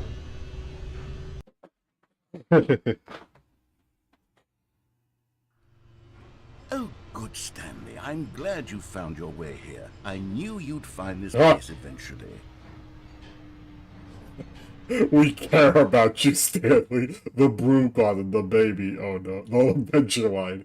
Oh, I don't think we experienced that one. You see, your friends and I are concerned for you, Stanley. Isn't it intervention? We've come together here because we care about you very much. It's this bucket you're carrying around everywhere. The bucket isn't even from the original Stanley Parable. It's just sequel content. We're the ones that matter, Stanley. Classic characters from the first game, like the Adventure Line and the Broom Closet. Because that's what fans want from a sequel. They want more of their favorite jokes, not this bucket that they've never seen before. Y'all don't understand. Yes, I know I'm the one who gave you the bucket, but you're spending too much time with it. Don't you want another story involving the Adventure Line? No, fuck the We line. could make the Adventure Line go somewhere new. Yes, yes, that's what the fans want. Let's do it. Whee! Look at that wacky line. Who knows where it'll go off to next? Oh, and it played some silly music as well. Again? Oh my god, here we go again. Now this is what the Stanley Parable is all about. Don't you remember all those great jokes from the original dialogue? Also, Stanley is addicted to drugs and hookers. It's as classic now as it was back then. Let's do it for the fans, Stanley. Let's give them more content exactly like this. But if we want to do that, you're going to have to give something up. No. Don't you get it, Stanley? We need to get rid of the bucket. That's why I'm very proud to introduce a brand new character. This is the Bucket Destroyer. No. I think it'll make a wonderful new addition to the rich lore of the Stanley Parable. True, it also was not in the original game, but it's such a well-fleshed-out character with so much personality that to me it already feels as though it's been part of the cast all along. Don't you agree? No, it has not. Can you guess what the Bucket Destroyer does?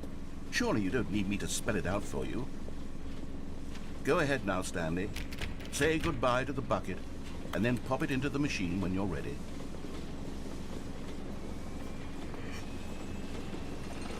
Now listen to me. It's crucial that you give it the bucket. I don't know what the Bucket Destroyer will do if it can't destroy your bucket. Destroying buckets is all it knows. That is its singular personality trait. Sure, I can hear you saying, how does a character with only one personality trait deserve to join the pantheon of beloved Stanley Parable characters? Well, you see, if you were to really explore the Bucket Destroyer, you would see that its desire to crush buckets is so densely loaded with complexity and nuance that it's really like 10 personality traits. What other object in this game can you even say that about? The broom closet? Certainly not. I wonder what sort of Bucket Destroyer merchandise the fans will be clamoring for after this. Okay, the Bucket Destroyer is getting very upset now. You really can't feed it. I really can't feed it. Get back to the classic Stanley Parable characters like the Oh God! Adventure or the Bucket Destroyer until you crush that damn bucket.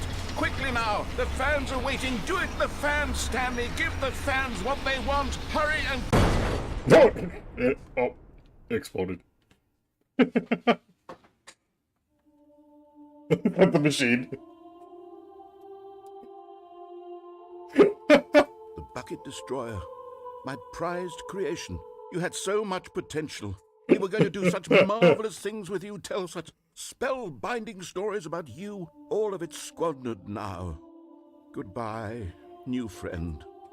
For the moment in time that you were here, you were magnificent.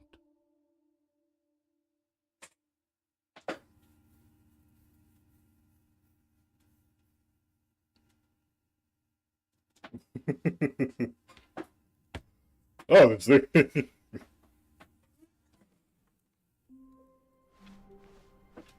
Stanley had never seen the office this brightly lit. Was it a sign of something?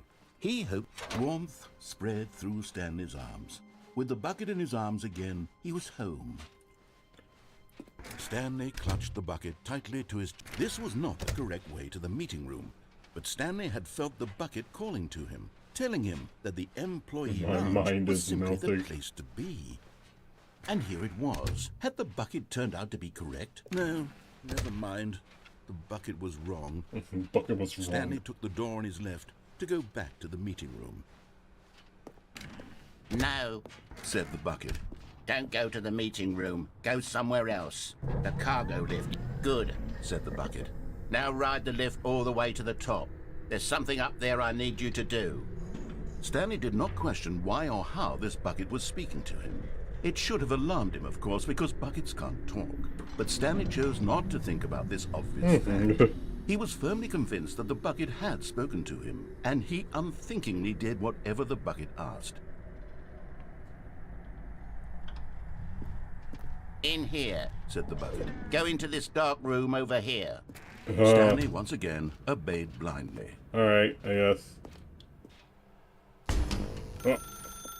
Now pick up the phone, said the bucket. Pick up the phone, and it will take us back home, where we can go about life together. Alright.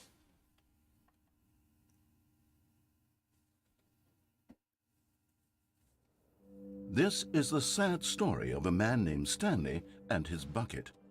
Once upon a time, I gave Stanley a bucket because I thought he was lonely and could use a friend. And then, very distressingly, he began to believe the bucket could speak to him. Hello, Stanley. It's me, your bucket. Press M to take me to work with you. The Stanley Parable Reassurance Bucket was merely meant to provide the comforting glow of companionship. It doesn't literally talk and give you orders. Whatever Stanley is hearing the bucket say to him is just in his head. Take me back home with you.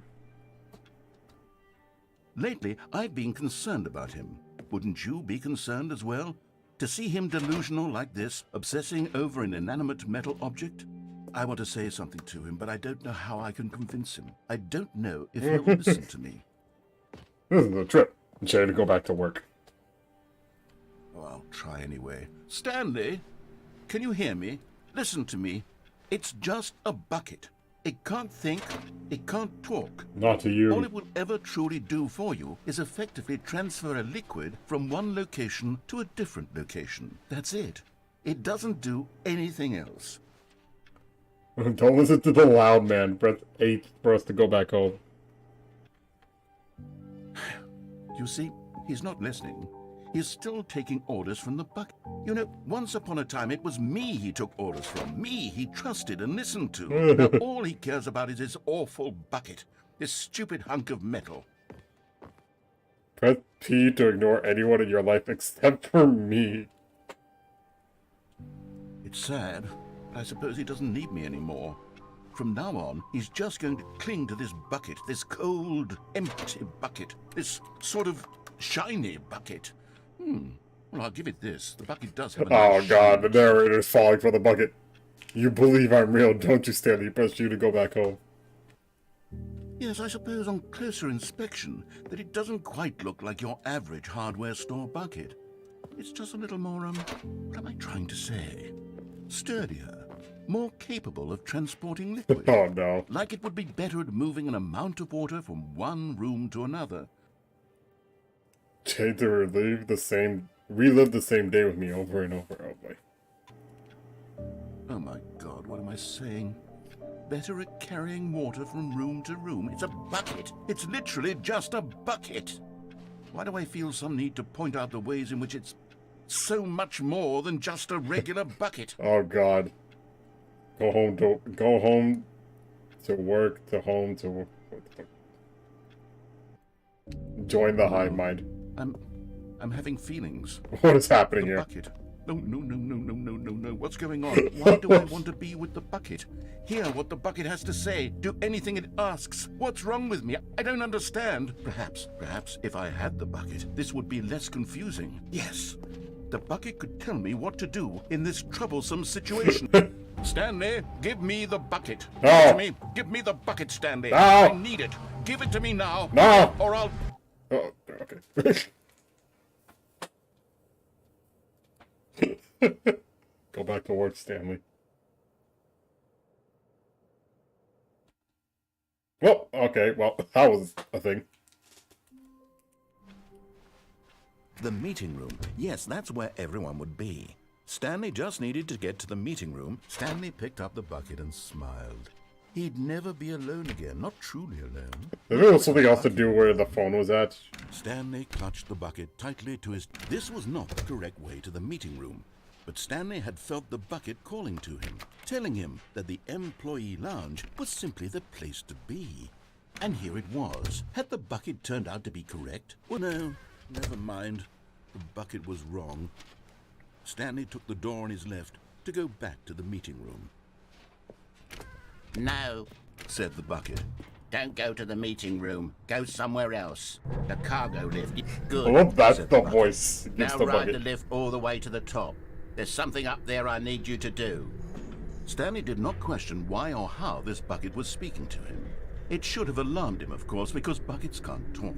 But Stanley chose not to think about this obvious fact. He was firmly convinced that the bucket had spoken to him, and he unthinkingly did whatever the bucket asked.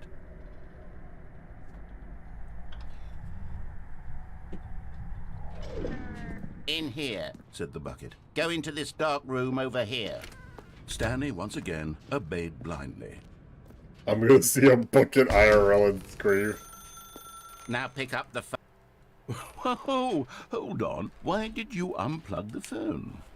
Were you trying to resist the bucket's orders? Stanley, I was joking.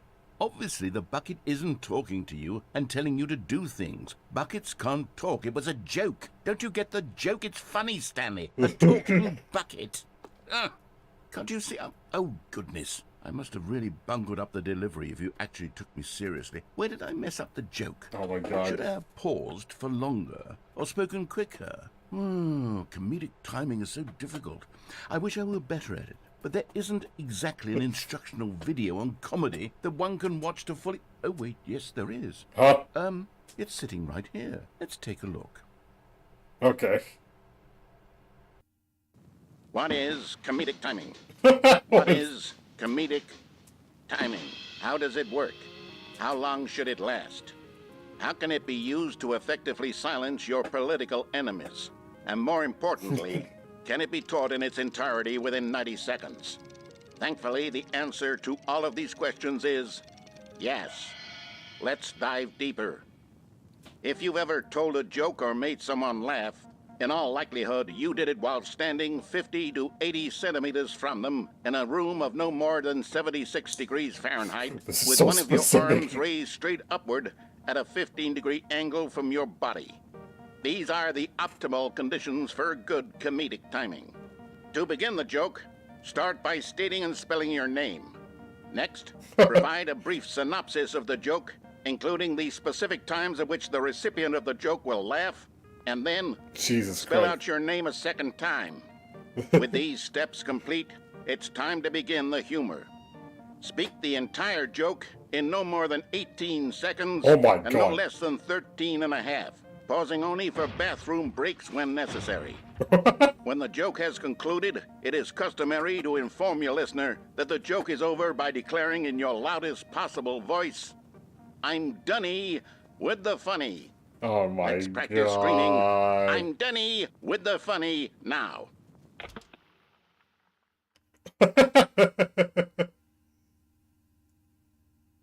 Good. This saying is a perfect example of expectations management, which is the cornerstone of good comedy. Finally, it's time to hand out surveys. Collecting Okay, I hard think data I'm from starting your to get audience it. on how rapt they were throughout the joke is the only way to grow or learn as a comedian. An effective survey should be no less than 10 pages long and should include the same question reprinted several times, just to ensure the survey taker is actually paying attention and not simply filling in answers at random. And that's all there is. With these strategies at your disposal, you'll have audiences doubled over in laughter and even tripled over in laughter in no time at all. Just remember to let them stop laughing at some point, you gut-busting little scamp.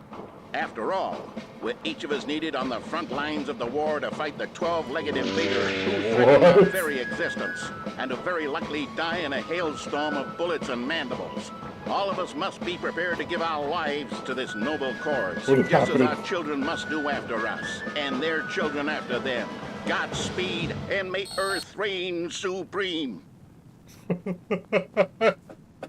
I'm confused. Hey, goodness, this video is a little outdated, isn't it? Well, no matter. I think the fundamentals of proper comedic timing are still as relevant today as they were back then. So with that in mind, I believe the only way forward is for us to return to the two doors and walk through all of this again, so I can try telling my story with more appropriate comedic delivery. Come along, let's head back.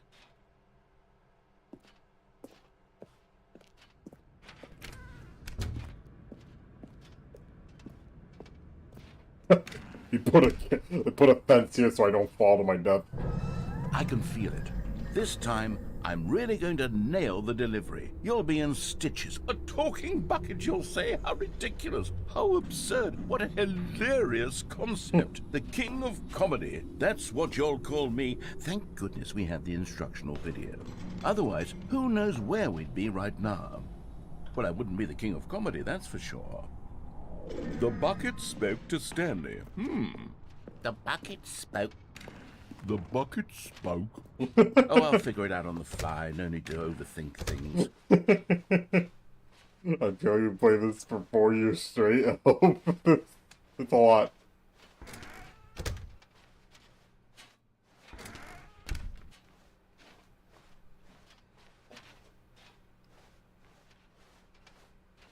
You go to sleep? Alright, good night, troll. Here we go. You ready? When Stanley and the bucket came to a set of 2 open doors, they entered the door on the left.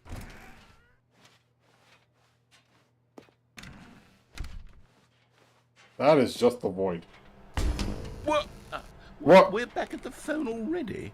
No. What's going on? There were supposed to be several rooms leading up to this. There was supposed to be a build-up to this point, a dramatic display of remarkable comedic wit which culminates in this scene with the phone. But now the timing's completely off. The joke will never land, or not the way it was meant to. And it's all my fault. I must have forgotten that the phone room comes immediately after the 2 doors room. What an egregious mistake. I've made a fool of myself. I don't deserve the title of King of Comedy. I'm nothing. I'm not even the lowliest joke-telling I think I Oh my god, we're gonna watch it again. Watch that instructional video again. Yes, surely that will help me improve my... Here we go. You ready? When Stanley and the bucket came to a set of 2 open doors, they entered the door on the left.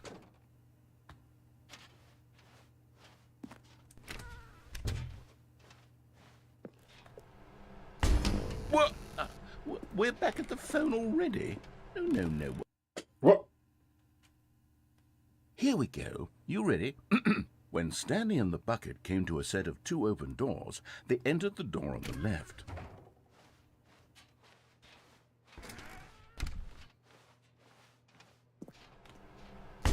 What? We're back at the phone already? No.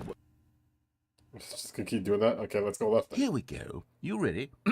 When Stanley and the bucket came to a set of 2 open doors, they entered the door on the left. No. You were supposed to go through the door on the right, leading back to the phone. Did you not even look at the instructional video? I think this is all covered very clearly. There's no way I can make the comedic timing work now. It's done. The joke is completely done and over. It's all your fault, Stanley.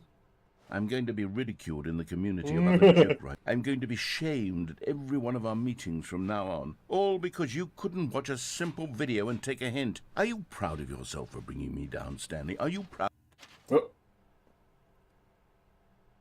Got. Stanley, you love the bucket so much it's like you... it's as though all of your other most prized possessions pale in comparison. What the fuck? Well, let me try that again, Stanley. I heard that you are pale with shame over how unabashedly in love with a bucket you are. No? Still not? Is it the delivery? Pale with shame. Pale with shame? Pale... What's another word to describe a bucket? Stanley, this bucket is metal. I think I saw it playing guitar. Oh my god. Getting away from making fun of Stanley's obsession with the bucket, which was the whole point of this. I'm no good at these jokes. I need more instructional videos. That's exactly what it is. Okay. That's what will make me the king of comedy again. More instructional videos. Not again. Let's see.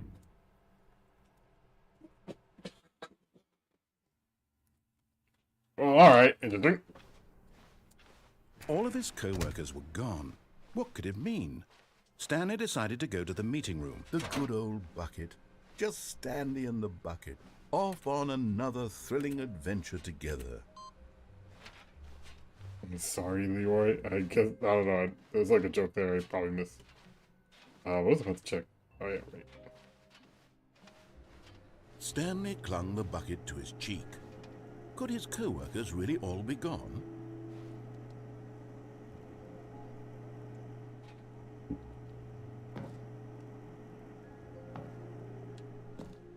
Whee! Yes, whispered the bucket into Stanley's ear. We've done it. We've escaped from that dull office and that pesky narrator. At last, out here in the white void, we are alone. Now, and for the first time, I can reveal to you my true self.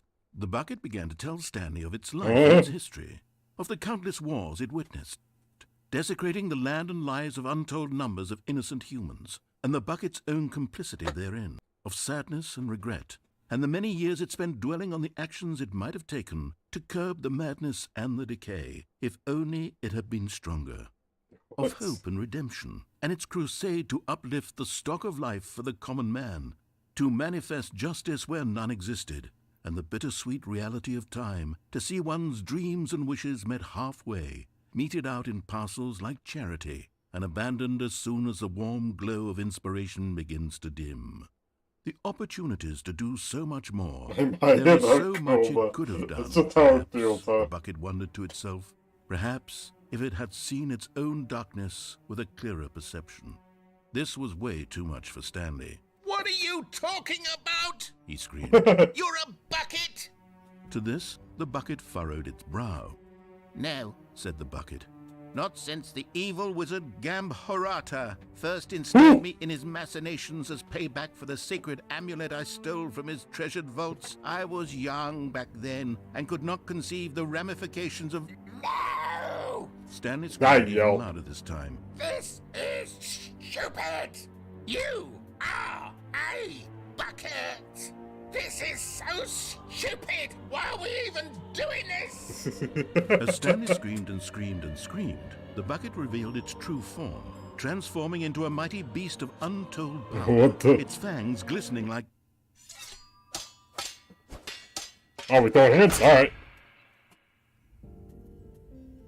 Oh, it's God, it's Stanley, dead. you did it. You saved us from the bucket. Thank God you already had all 12 emblems of sages and knew the incantations to summon their true power. Otherwise, This is a Zelda plot if I've ever heard one. I'm speechless. You've demonstrated such bravery here today. Come, let's restart the game, and we'll agree to never again go trifling with this bucket, nor the dark magic cast away inside of it. That was interesting. How long was I sitting there? Stanley wondered to himself. Minutes? Days? Where are we going today? The bucket asked. New Zelda game leaked. Anywhere they went together would be perfect. Stanley clutched the bucket tightly to his chest and entered the door and left. Legend of Zelda, Bucket of Goddammit, or whatever it is. Huh? I forgot, I need to find these right. How can we find them all? There will be a reward for finding them all.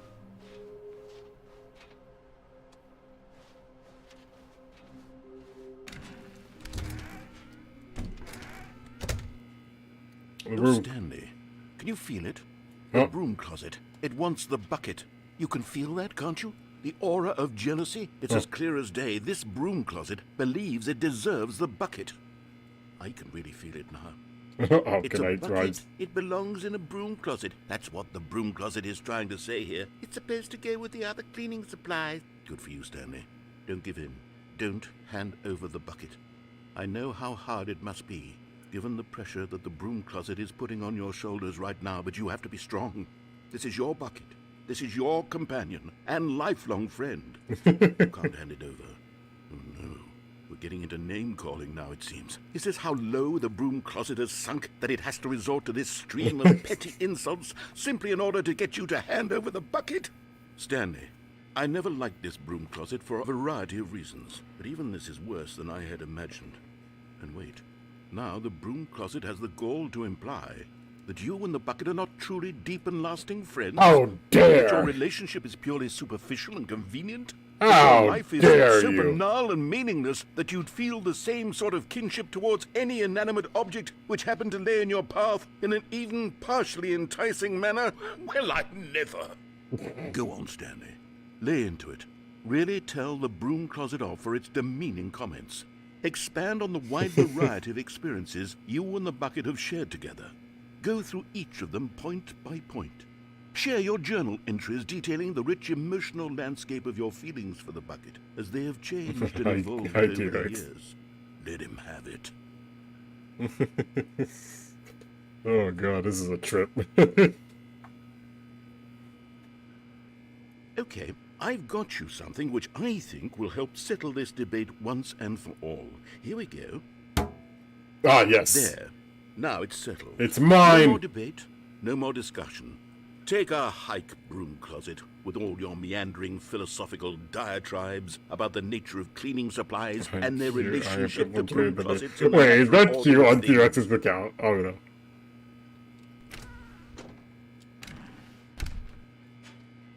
All right, I've got a second sticker back here, and I'm going to slap it on as well because I think it's appropriate. You see? I feel that it works because the sticker is also a bucket. What do you do? What are y'all doing? If you're unsure whether the thing you're holding is a bucket or not, you can look down at this sticker and say to yourself, ah, it's a bucket. There really is a wide variety of applications for this sticker. The bucket sticker. You know what? I could take the name-calling and the dismissal of your kinship with the bucket, but now the broom closet is just giving us the silent treatment. And to be honest, I'm sick of the pettiness on display. You can stay here all you like, but I've had it with this impetulant room of cleaning supplies. Easily the most childish such room I've ever been. I'll see you outside, and we can get on with the story about you and your bucket.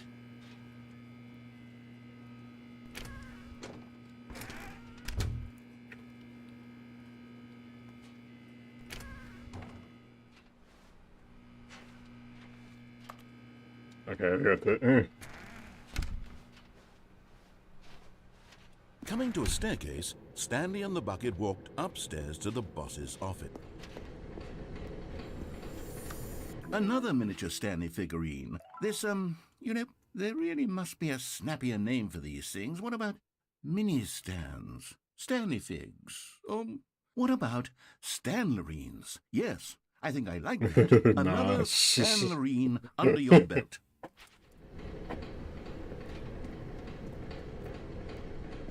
But Stanley just couldn't do it. He considered the possibility of facing his boss, admitting he had left his post during work hours. He might be fired for that. And in such a competitive economy, why had he taken that risk? All because he believed everyone had vanished? His boss would think he was crazy. And then something occurred to Stanley. Maybe, he thought to himself, maybe I am crazy. He looked down at the bucket in his arms. Am I crazy? He asked the bucket. The bucket returned his gaze, but said nothing at all. That's strange, Stanley thought. Usually the bucket is a source of guidance and wisdom for me in difficult times such as these. He held the bucket close, yet felt none of its familiar reassurance and comfort. And that's when Stanley realized, this isn't my bucket. It's just a normal, everyday bucket. Someone else's bucket, perhaps. How did I end up with someone else's bucket? This is all terribly wrong. Surely no good would come from this. Who knows what sorts of bizarre hallucinations Stanley might experience without the psychologically grounding presence of his bucket. And indeed, now he noticed that the rooms were repeating, which was, of course, very odd. And now he felt himself floating off the ground. Oh, gracious, he exclaimed. Without my bucket, I've gone truly mad. Where is it? I must find it. Far off in the distance now, he heard it, calling to him. Stanley! Stanley, it's me, the bucket. Could it truly be? He rushed forward from room to room, passing by one bucket after the next. None of them were his. None of them were his special bucket. Come to me, Stanley. Find me. He had to find the bucket. He had to return to his old friend. It was the only way to truly restore his sanity. And then suddenly, he froze dead in his tracks. He knew where the voice of the bucket had been coming from. The real bucket was inside of him all along. What? It was incredibly painful. Stanley doubled over in agony and blacked out. Okay, alright, sure. This is the story of a woman named Mariella. Okay. Mariella woke up on a day like any other. She arose, got dressed, picked up her bucket of comfort and security, and walked to her place of work. But on this particular day, her walk was interrupted by the body of a man who had stumbled through town, talking and screaming to himself, and then collapsed dead on the sidewalk. Right away, she knew what the problem was. This man had no bucket. Of course he'd gone mad, ranting and raving about a narrator describing all of his actions and how everything is predetermined and free will is an illusion and it's all just a video game. It could all have been prevented if only he'd taken his bucket with him. Perhaps he didn't even realize he'd forgotten his bucket at home in the first place. How cruel the world can be, Mariella thought, and she hugged her own bucket even tighter. But of course, she had no time for this. There were a myriad of confusing problems she would soon have to confront at work, for which her bucket would provide absolute guidance and total clarity on everything. Heck yes, she thought to herself, my life kicks ass. And she backflipped all the way to work. Backflipped all the way to work.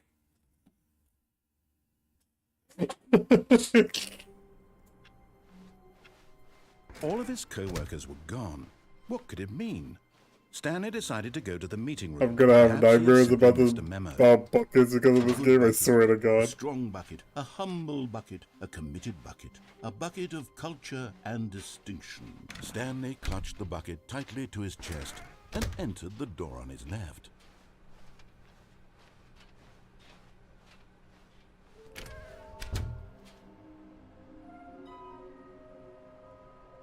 Somewhere both blue and red. Oh, you're by a fireplace.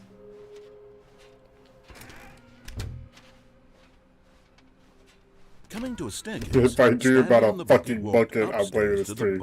If y'all dream, you just see a bucket that says property of Stanley. You know why. Okay, I'm going back to the name of these little Stanley figurines, and now I'm torn between Stanlerines and Figlies. What do you think, Stanley? What name better encapsulates the intrinsic sense of happiness that you get from seeing a small number in the corner of your screen go up by 1? Let me sit on it. I'm sure it will come to me.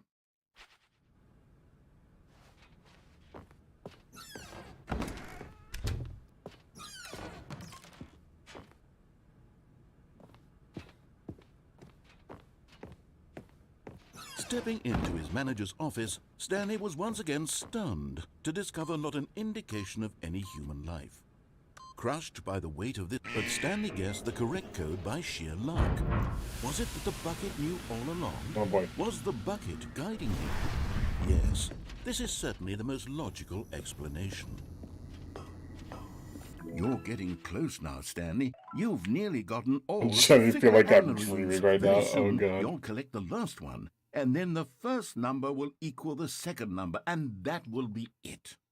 We'll be different people by then. Different in the sense that we used to have none of them, and now we have them all. You can't go back to when you had no Figler and Lorines. None of us can.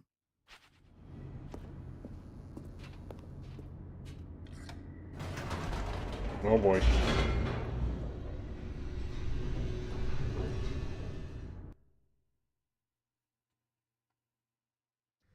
The elevator raced downward, plummeting towards an unknown fate. It would be all Stanley could do to keep himself together, if not for the bucket. Soothing him, comforting him, reassuring that in this darkest moment of uncertainty, he would be all right. The bucket is here for you, Stanley. Everything will be fine.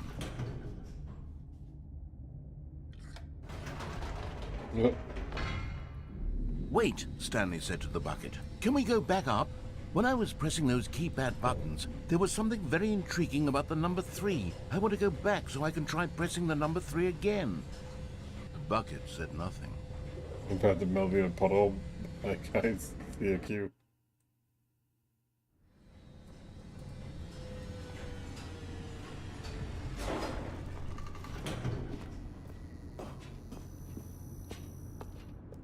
Here we are, said Stanley. Now I'm going to try out that number 3 button.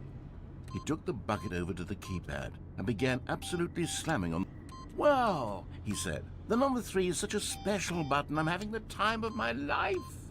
Stanley looked expectantly at the bucket, but the bucket remained silent.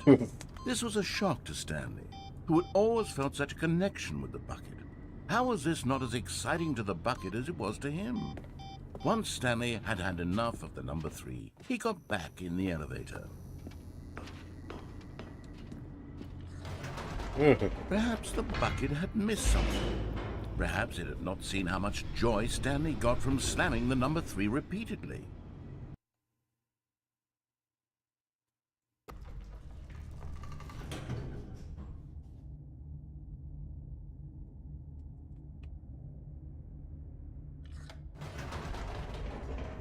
Here we go. No, said Stanley to the bucket. You can't go on yet. Not till you understand how much the number 3 means to me. You and I have been through so much together, and I just want you to see what I see. Oh my Feel God. the happiness I feel. He smiled at the bucket, and the bucket said nothing. It just keeps going.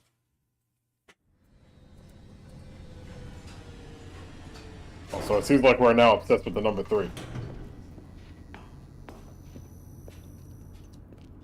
Here we go, said Stanley.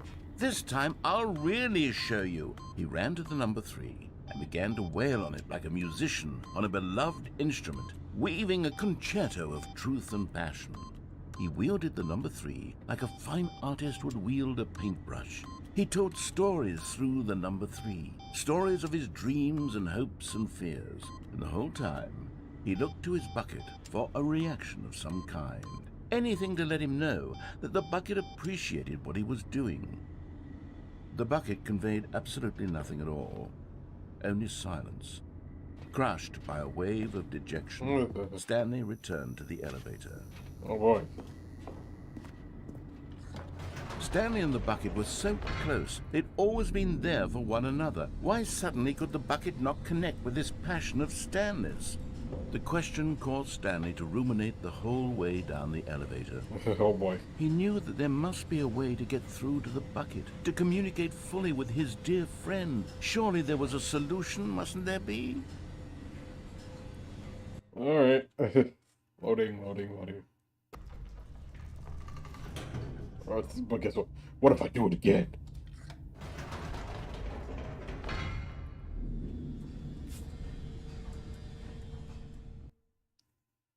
If I do have a dream involving a bucket, I will tell you.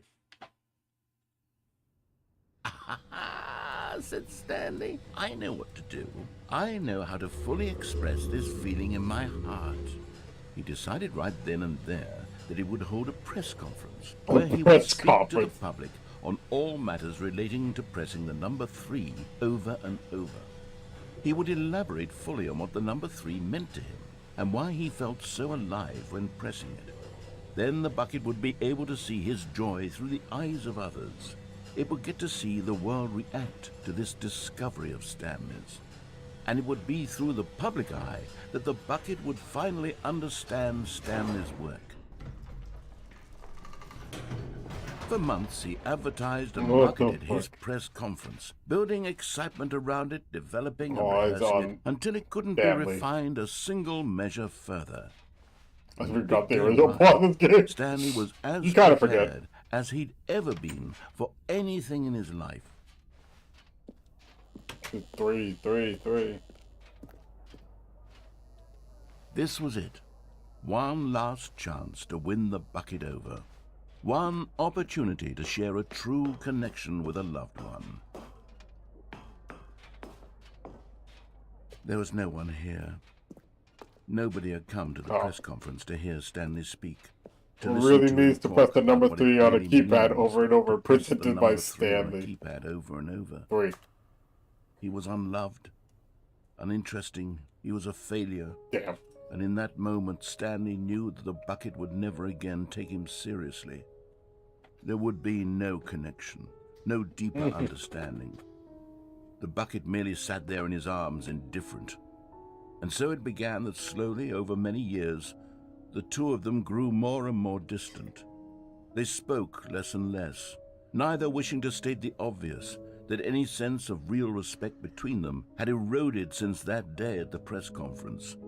There would be no more games, no more long conversations about passion and pursuit, only a silence that consumed the space between friends. Oh, God. Stanley, having for once in his life discovered the warmth and comfort of true companionship, was cast back into the unremarkable I leave for like a minute, I miss out all this bucket lore, goddamn.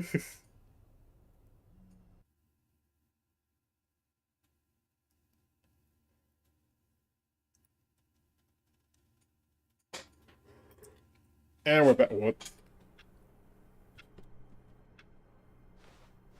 Okay. All of his co-workers were gone. What could it mean? Stanley decided to go to the meeting room. Perhaps he had simply missed a memo. The whiteboard ending. Dog mode.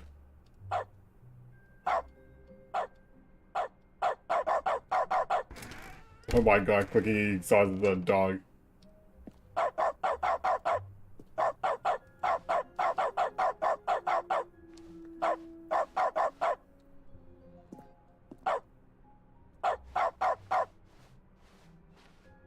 I'm gonna need to leave the bucket for this one. When Stanley came to a set of 2 open doors, this was not the correct way to the meeting room, and Stanley knew it perfectly well. Perhaps he wanted to stop by the employee lounge first, just to admire it. Jesus. It was okay. It was okay. But eager to get back to business, Stanley took the first open door on his left. Stanley was so bad at following directions, it's incredible he wasn't fired years ago. Stanley, I think perhaps we've gotten off on the wrong foot here. Give it an echo here. Really I realize that investing your trust in someone else can be difficult, but the fact is that the story has been about nothing but you. Or what? Really? I was in the middle of something. Do you have zero consideration for others? Are you that convinced that I want something bad to happen to you? Why, I don't know how to convince you of this, but I really do want to help you, to show you something beautiful. Oh. Look, let me... And there it is, the last Stiggly Wiggly. Savor this moment, Stanley. This is a real accomplishment. This Got is 'em doing all. something just for the sake of doing it. Where so many people expect to be rewarded for the most trivial achievements, you've insisted that a job well done is its own reward. I would tell you that I'm proud of you for collecting them all, but that would be like a reward, and we can't have that. So, instead I'll just say, it's done. We're all done here. And now we can go to whatever the hell you were doing before you hunted for figurines. Now listen carefully, this is important. Stanley walked through the red door. Oh, thank God you are willing to listen to me. Do you see that I really have wanted you to be happy all this time? The problem is all these choices. The two of us always trying to get somewhere that isn't here. Running and running and running, just the way you're doing right now. Don't you see that it's killing us, Stanley? I wanted to stop. We would I won't do be anything so other than much just keep happier you if we barking. just Not really. stopped. And I think I have a solution. Here, let me show you.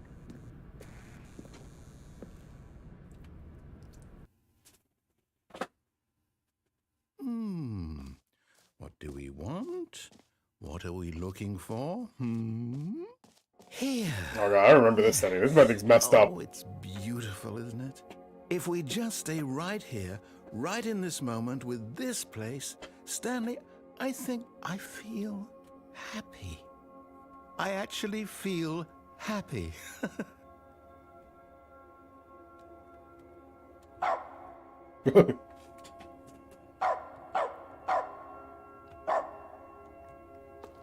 This setting is messed up. No, wait. Where are you going? Right. Where were we?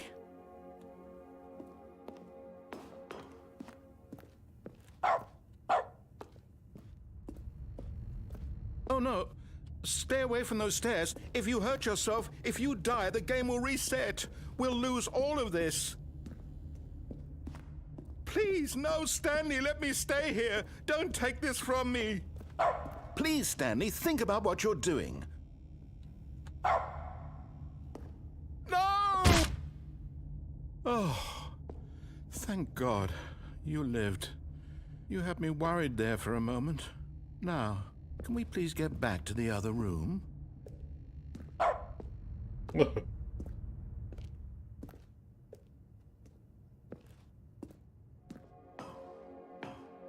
There.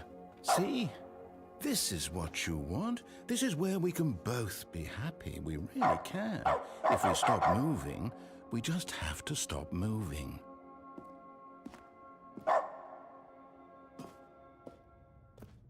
Stanley, go back. There's nothing good that can come from this.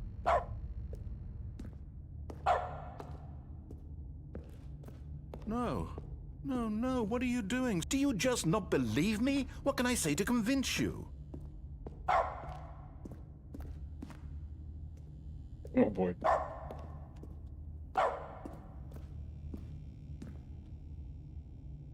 Whee! Stanley, let's go back to the other room. Can you do that for me? Sounds so sad. Yes, perhaps you can. Perhaps you finally see what I'm talking about. I know you'll see that we can't be happy if we leave this place. You can see that, can't you?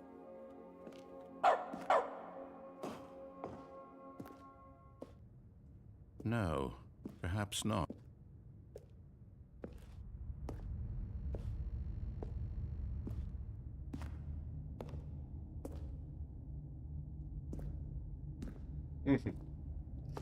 Tommy jumps down and makes a Lego God. breaking sound. Is this really how much you dislike my game? That you'll throw yourself from this platform over and over to be rid of it? You are literally willing to kill yourself to keep me from being happy. Jesus Am I reading Christ. the situation correctly?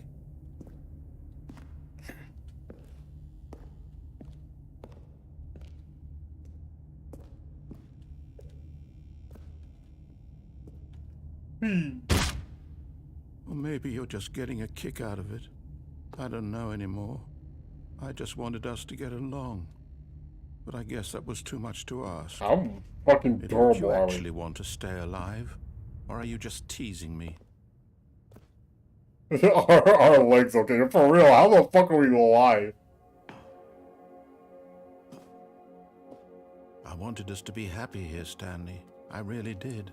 I wish I still thought that was possible.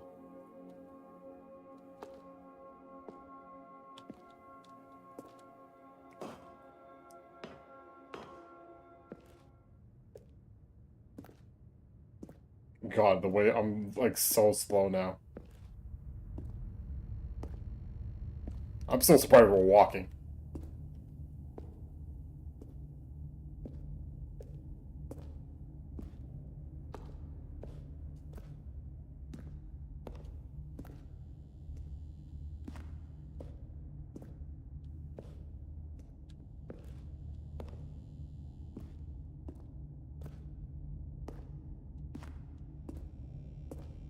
Oh, anyways. Bye! Is it Oh, there we over? go. It's going to restart, isn't it? I'm going back. Jesus.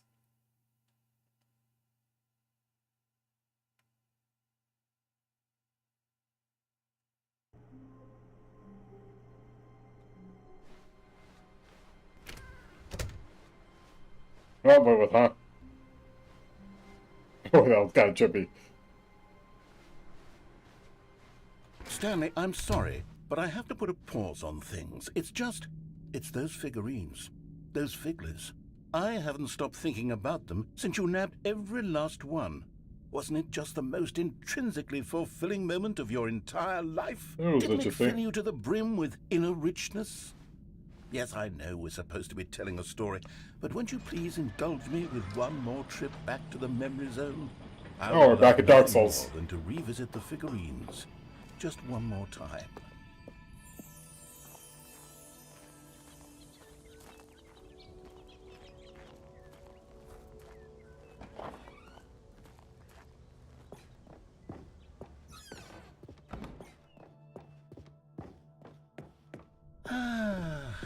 Here's where it all began. The first collectible. The first Back then, we had one. no idea of how many of them we'd find. Sure, it said 6 right there on the screen, but how could we know for certain? We were so innocent. We'll never be like that again, Stanley. 7 out of 6. Okay, cool.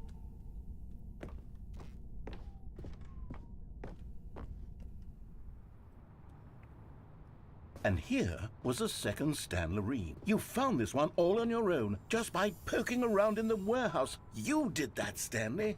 I'll be honest. Back then, I had no faith in you to find any of them, let alone 6. But you continue to surprise me in all sorts of mundane, unremarkable ways.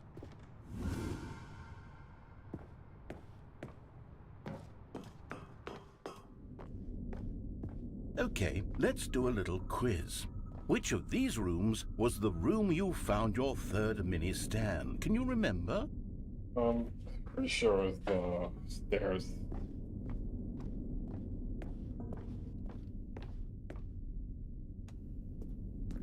Hey, that's exactly right. It was Oh, yeah, here, thanks. under the stairs. It was the third one. You picked it up, and then after that, you had 3 of them. I'm glad these moments are so crystal clear in your memory, but I shouldn't be surprised. After all, science tells us that it's impossible to forget your third time doing anything. Sure. Let's see, what came next? I don't remember this Oh room. yes, we found a figgly in this pink room. Oh well, I can't actually say I remember being in this room, but it's here in the memory zone, so it must have happened. Yeah, sure.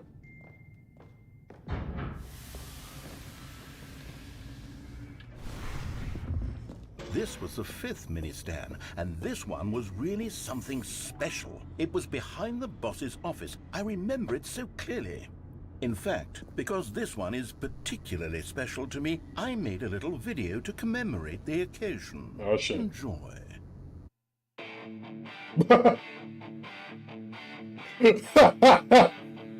What year is it?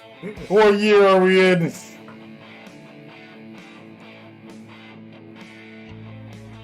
What year is it? It's Mini Stand 5.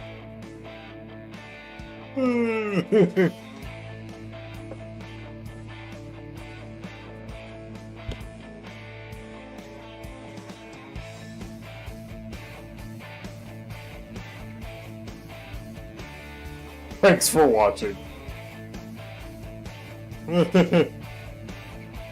Credits narrator, and all by the narrator.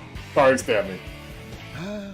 Takes you back, doesn't it? I spent a lot of time making that video, but it was 8 minutes I wouldn't have spent on anything else. 8 minutes! Took him 8 minutes to make it.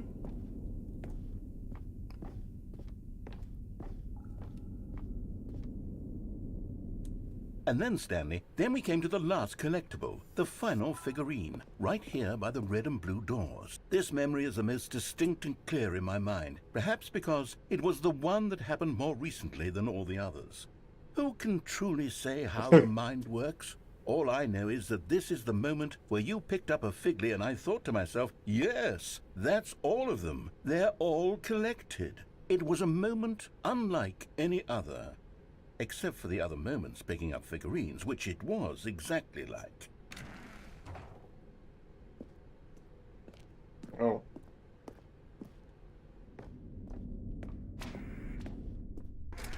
And then there was no more, because we've caught up to the present moment. Nothing left to do but move onward into the future. Goodbye, Memory Zone. Oh.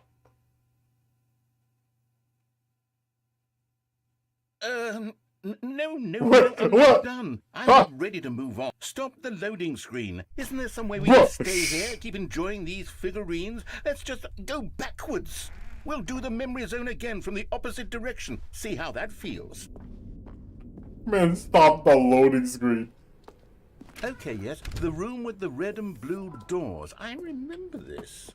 I must say, of all the figurines we looked at in our initial tour of the Memory Zone, this one is the most distinct and clear in my mind. Let's keep going, I want more.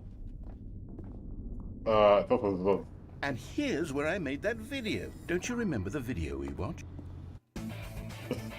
Oh my god, guys. Yes, I love that video.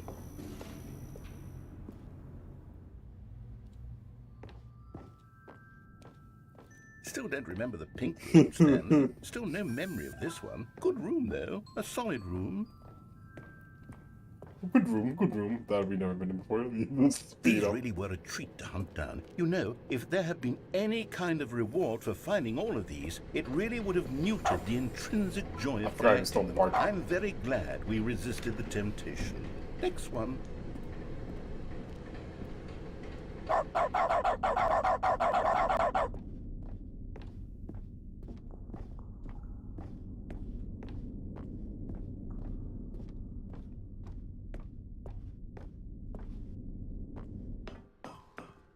And then we're back here. This was our second Figley. Don't you remember? Yes, I remember it too. The past is truly a wonderful thing. Why does anyone ever choose to leave it? Keep going.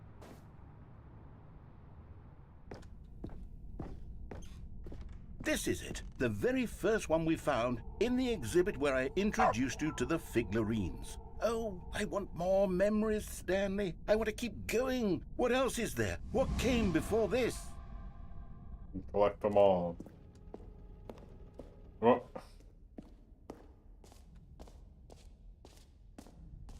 The jump circle area? Look, it's the terrible new content that we were originally sold on.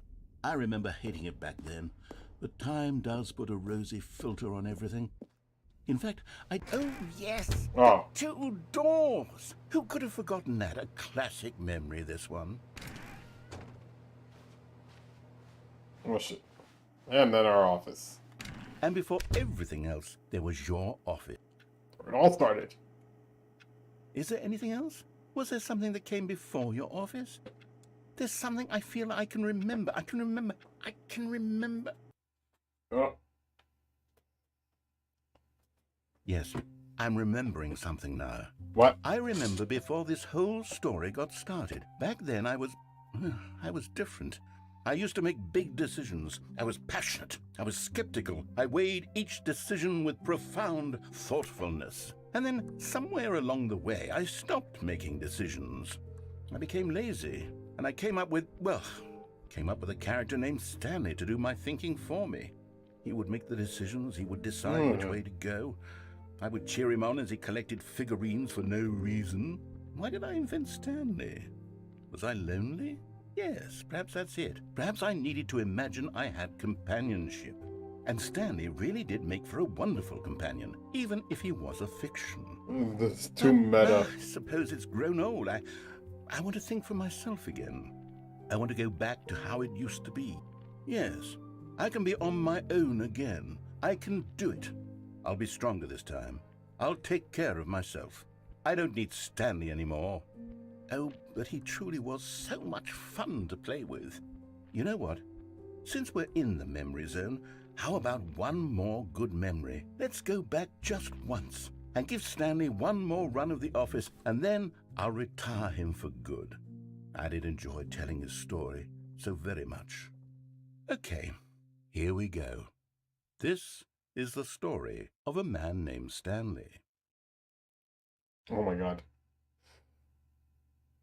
It just keeps going, man. It just keeps fucking going. It doesn't end. All of his co-workers were gone. What could it mean? Stanley decided to go to the meeting room. Perhaps, the embrace of an old friend. A weathered companionship that stands the test of time. Stanley clutched the bucket tightly to his chest and entered the door on his left.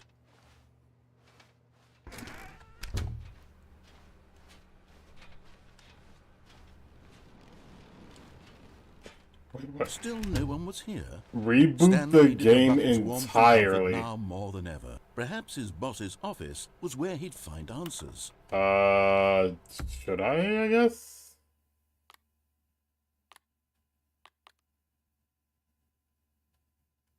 Let's try it out. Let's just see.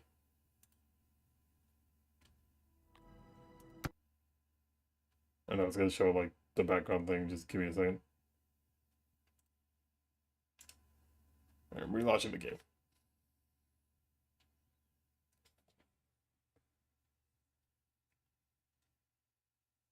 Okay, that's gross.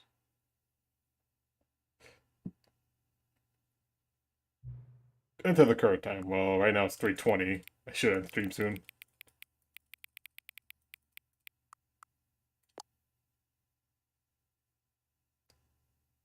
Hang on. Before we get started, can I just say something? Thank you for actually setting the clock both times you booted up the game.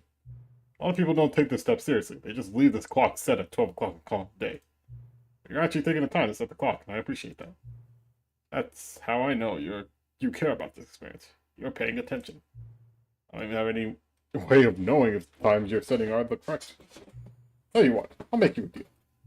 Since you've been so cooperative, next time you blow up the game and see this screen, just set the clock to your favorite time. Go ahead, pick whatever time you want, even if it's not the correct time. You've earned it. Alright, let's get back to the video game now. Even before we get in, there's already shit going down.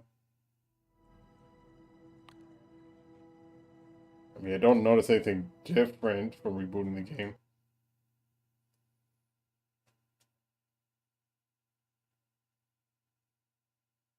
This is the story of...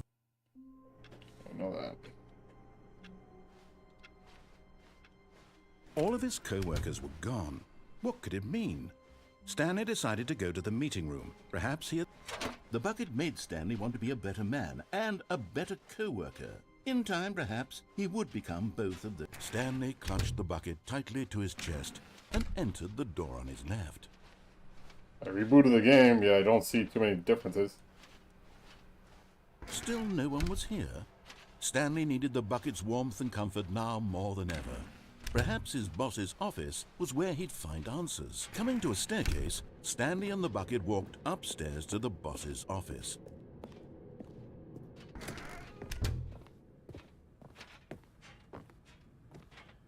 Stepping into his manager's office, Stanley was once again stunned to discover not an indication of any human life. crushed by the weight of this revelation. But Stanley guessed What's the downstairs? correct Oh, we call tried by that sheer already. luck. Was it that the bucket knew all along? Was the bucket guiding him?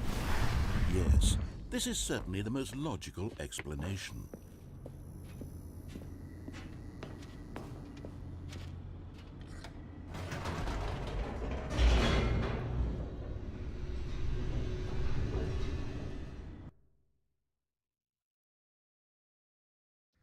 The elevator raced downward, plummeting towards an unknown fate. It would be all Stanley could do to keep himself together, if not for the bucket. Soothing him, comforting him, reassuring that in this darkest moment of uncertainty, he would be all right. The bucket is here for you, Stanley. Everything will be fine. You check what we've done so far. There's so much. There's Stanley and the so bucket walked much. straight ahead through the large door that read, Mind Control Facility.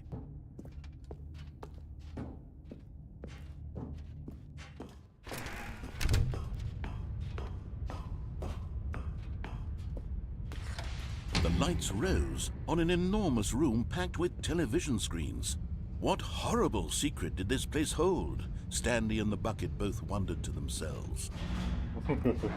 This is the additional dialogue with the bucket. The monitors jumped to life, and Stanley nearly dropped the bucket in shock. Everyone in the office was being videotaped, monitored like guinea pigs.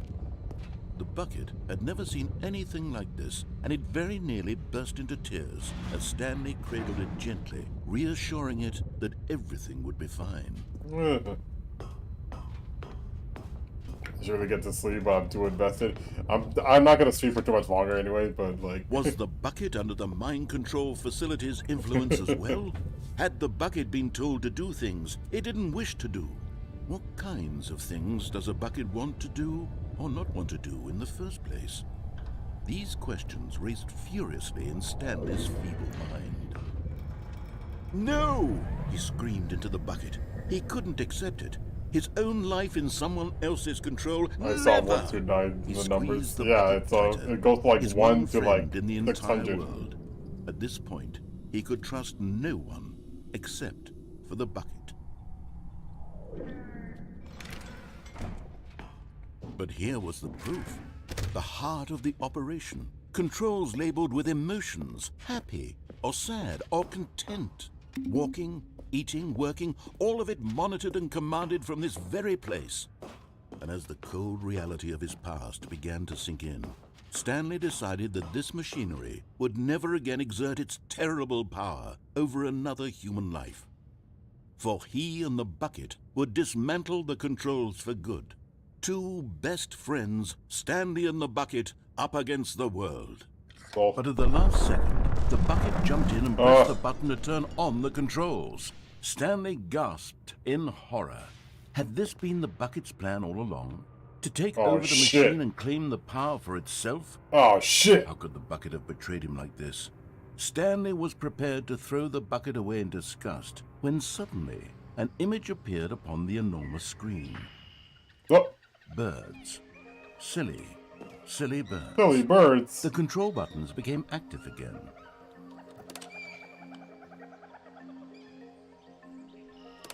Stanley flipped through one video of silly birds after another, and then it dawned on him. This wasn't a mind control facility at all. It was a facility for monitoring and surveilling silly birds all over the world. The mind controls were only a facade to disguise its true intentions. Had the bucket known this all along? Stanley marveled at the metal genius in his hands, the one who had pointed him towards this incredible discovery. Stanley and the bucket never found freedom because they spent the rest of their lives here in this place, flipping through live streams of the silliest birds imaginable. Of all the possible paths his life could have taken, this one was surely the Watching best. birds. And Stanley was happy.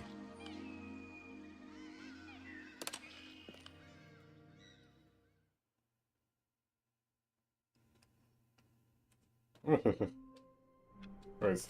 Alright. This is a good place to stop. There's so much more to this game. There's like still a lot of more to this game, but like, shit. It is getting late. I should probably stop. This game is such a trip, and I love it. Alright, let me check for stuff before I end stream.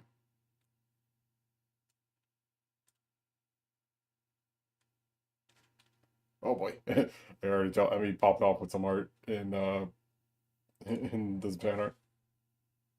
I had a drawing spree. Oh boy. After 10 some billion years, we finally got out of the chamber.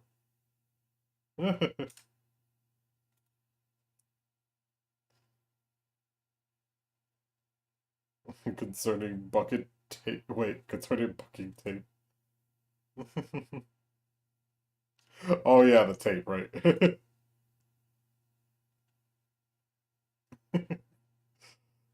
Hurry up and destroy it. I can't. Oh god. Why is this terrifying?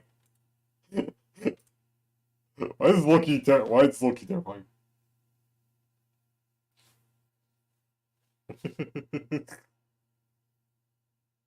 Come on, Shadow, go to the gate. Why do you have a bucket? Why do you ask?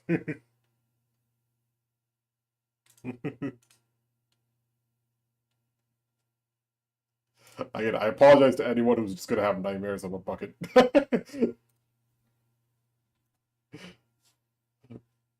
That'll be something.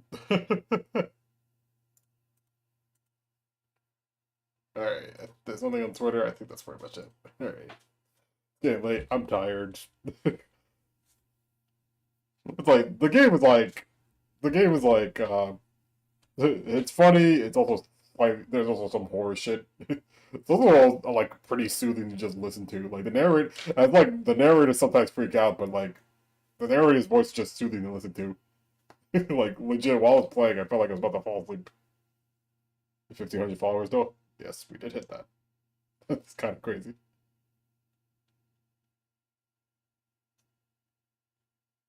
We have ending nightmares of the fucking ending where you're isolated in the building for years. Oh god. Oh, stream ending? Yeah, it's getting late, so I'll just get out of here. If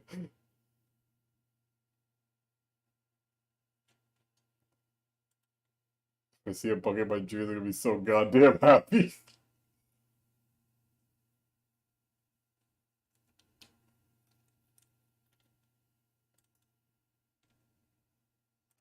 You know what? Because y'all brought that joke up earlier, this is gonna be the meme I'm ending it on. Alright.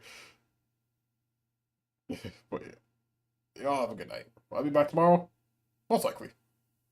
But yeah, goodbye.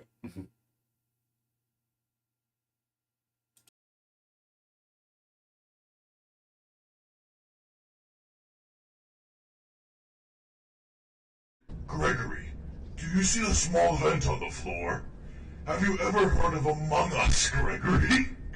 You need to vent. I know it will be hard not for you to be sus, but I know you can do it, Gregory.